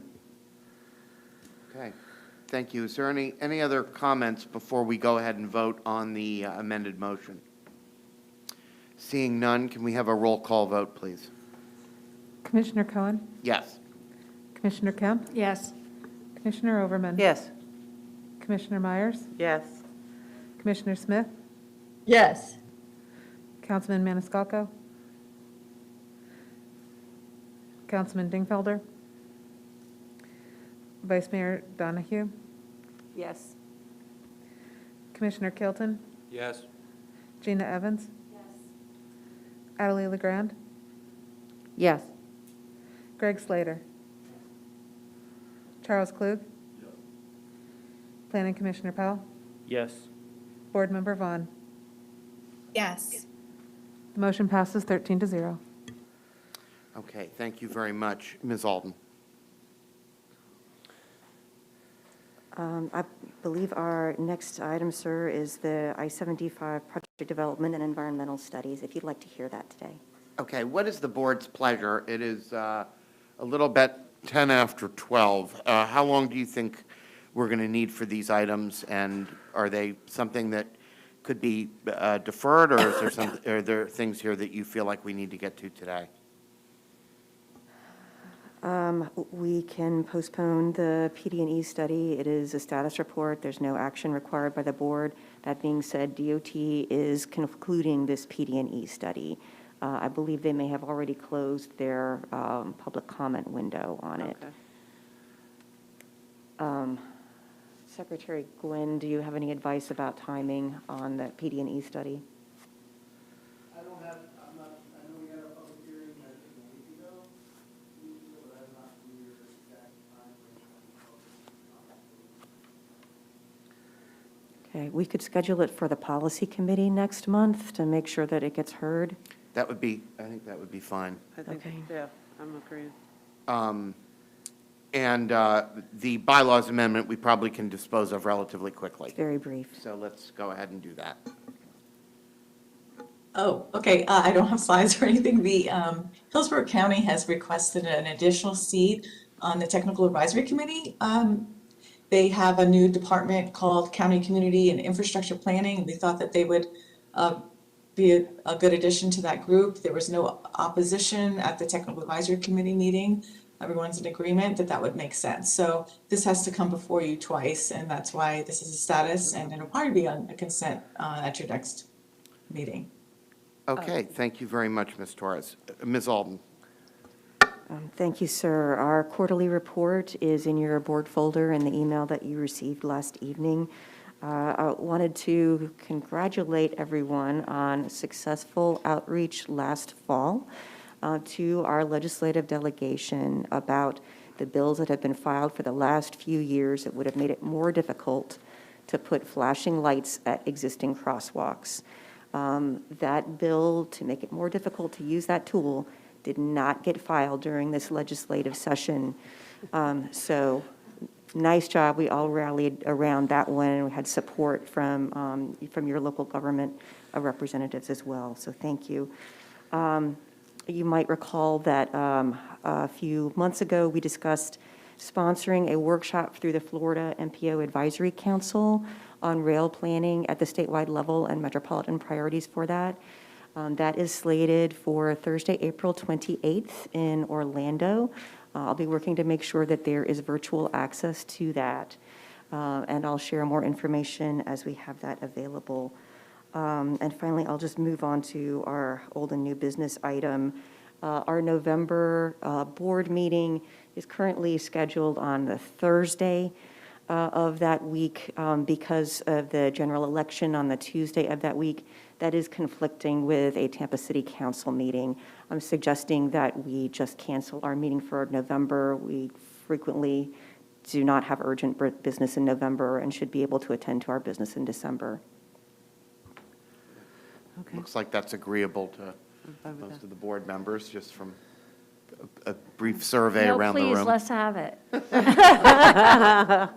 I'm fine with that, if anybody else has to offer. And then I think there was an issue related to landscaping adjacent to Robles Park from Commissioner Sure. Myers. Commissioner Myers, I believe, would like to clarify the motion that we made last month. There was discussion about the meeting in the community that DOT is to schedule.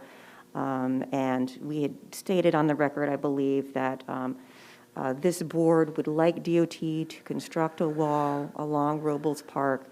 I don't think the language said specifically to also include landscaping. And so I think that's what we wanted clarified there. And since we're talking about this, I'd like for the community to have some say-so in this before we make a decision. Sorry, got it, thank you. I'd like for the community to have a say-so. We engage the community, if we can, Mr. Secretary, before we make a final decision on that. I'd like to just have their input on this issue.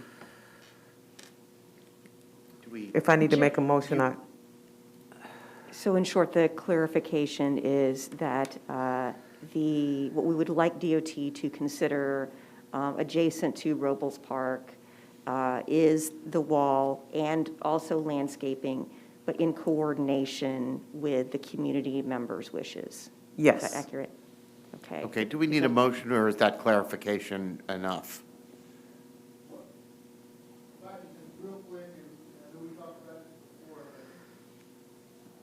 So the way federal law is right now, we can't build a noise wall with BEST funds or with our funds. Right. Can be built with local funds.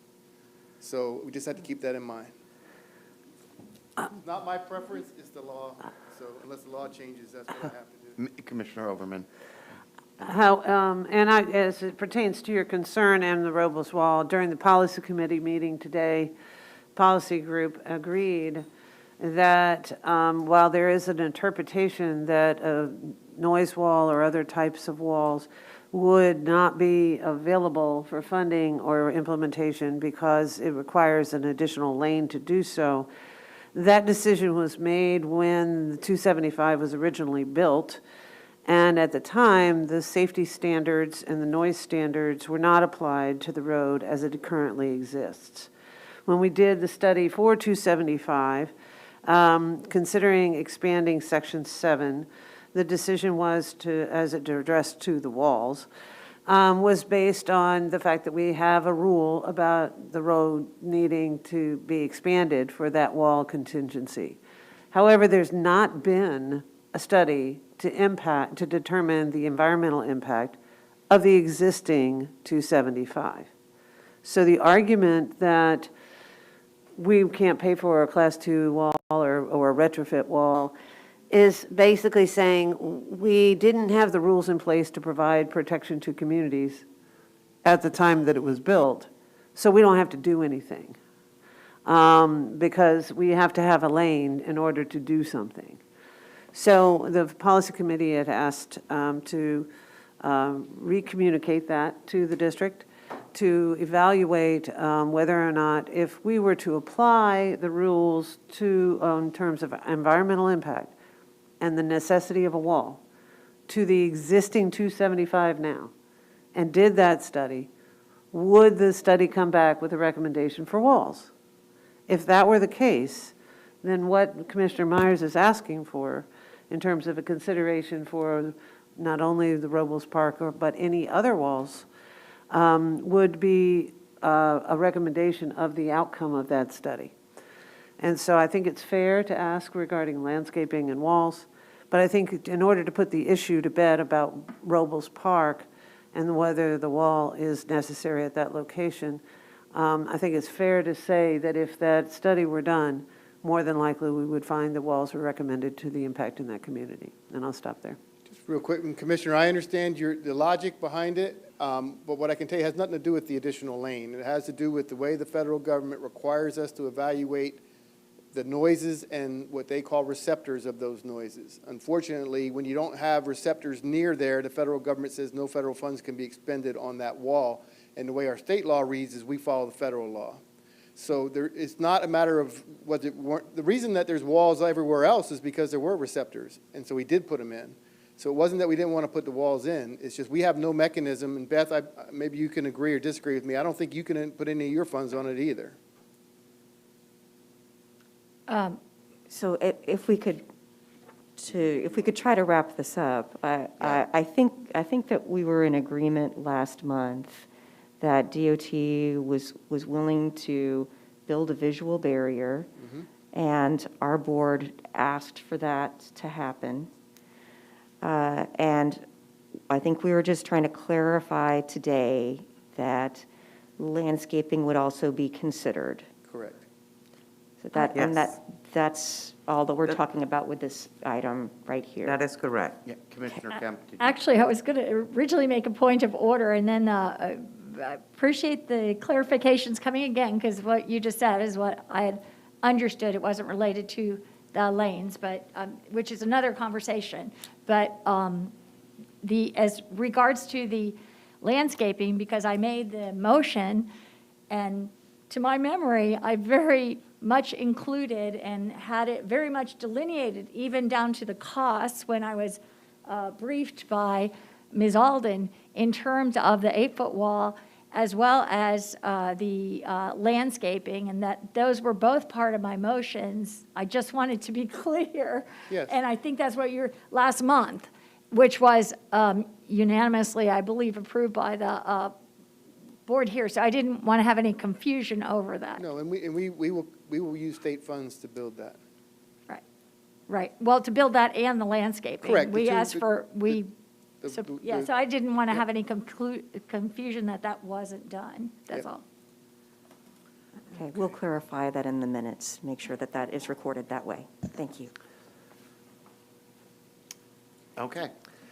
Well, I don't see any other business at this time. It is, I have oh, one excuse me, new, Commissioner Overman. and it's basically an announcement. Just for those board members that are still here, anybody who happens to watch the end of the meeting because they had to leave and wanted to catch up, I wanted to invite all of our board members to attend, or make sure you're aware that Hillsborough Day in Tallahassee is February 22nd. This is our opportunity to bring to Tallahassee the issues and concerns of Hillsborough County, and to have conversations with our delegation as well as those in leadership in Tallahassee that are important to Hillsborough County. So as it pertains to transportation, I wanted to make sure you had that. And in your agenda today is actually the Florida MPO Advisory Council legislative update that outlines the various different issues that impact our, not only statewide, but also our area. So you can make reference to that if you choose to go. So thank you so much. Thank you, Commissioner Overman. And with that, we are adjourned.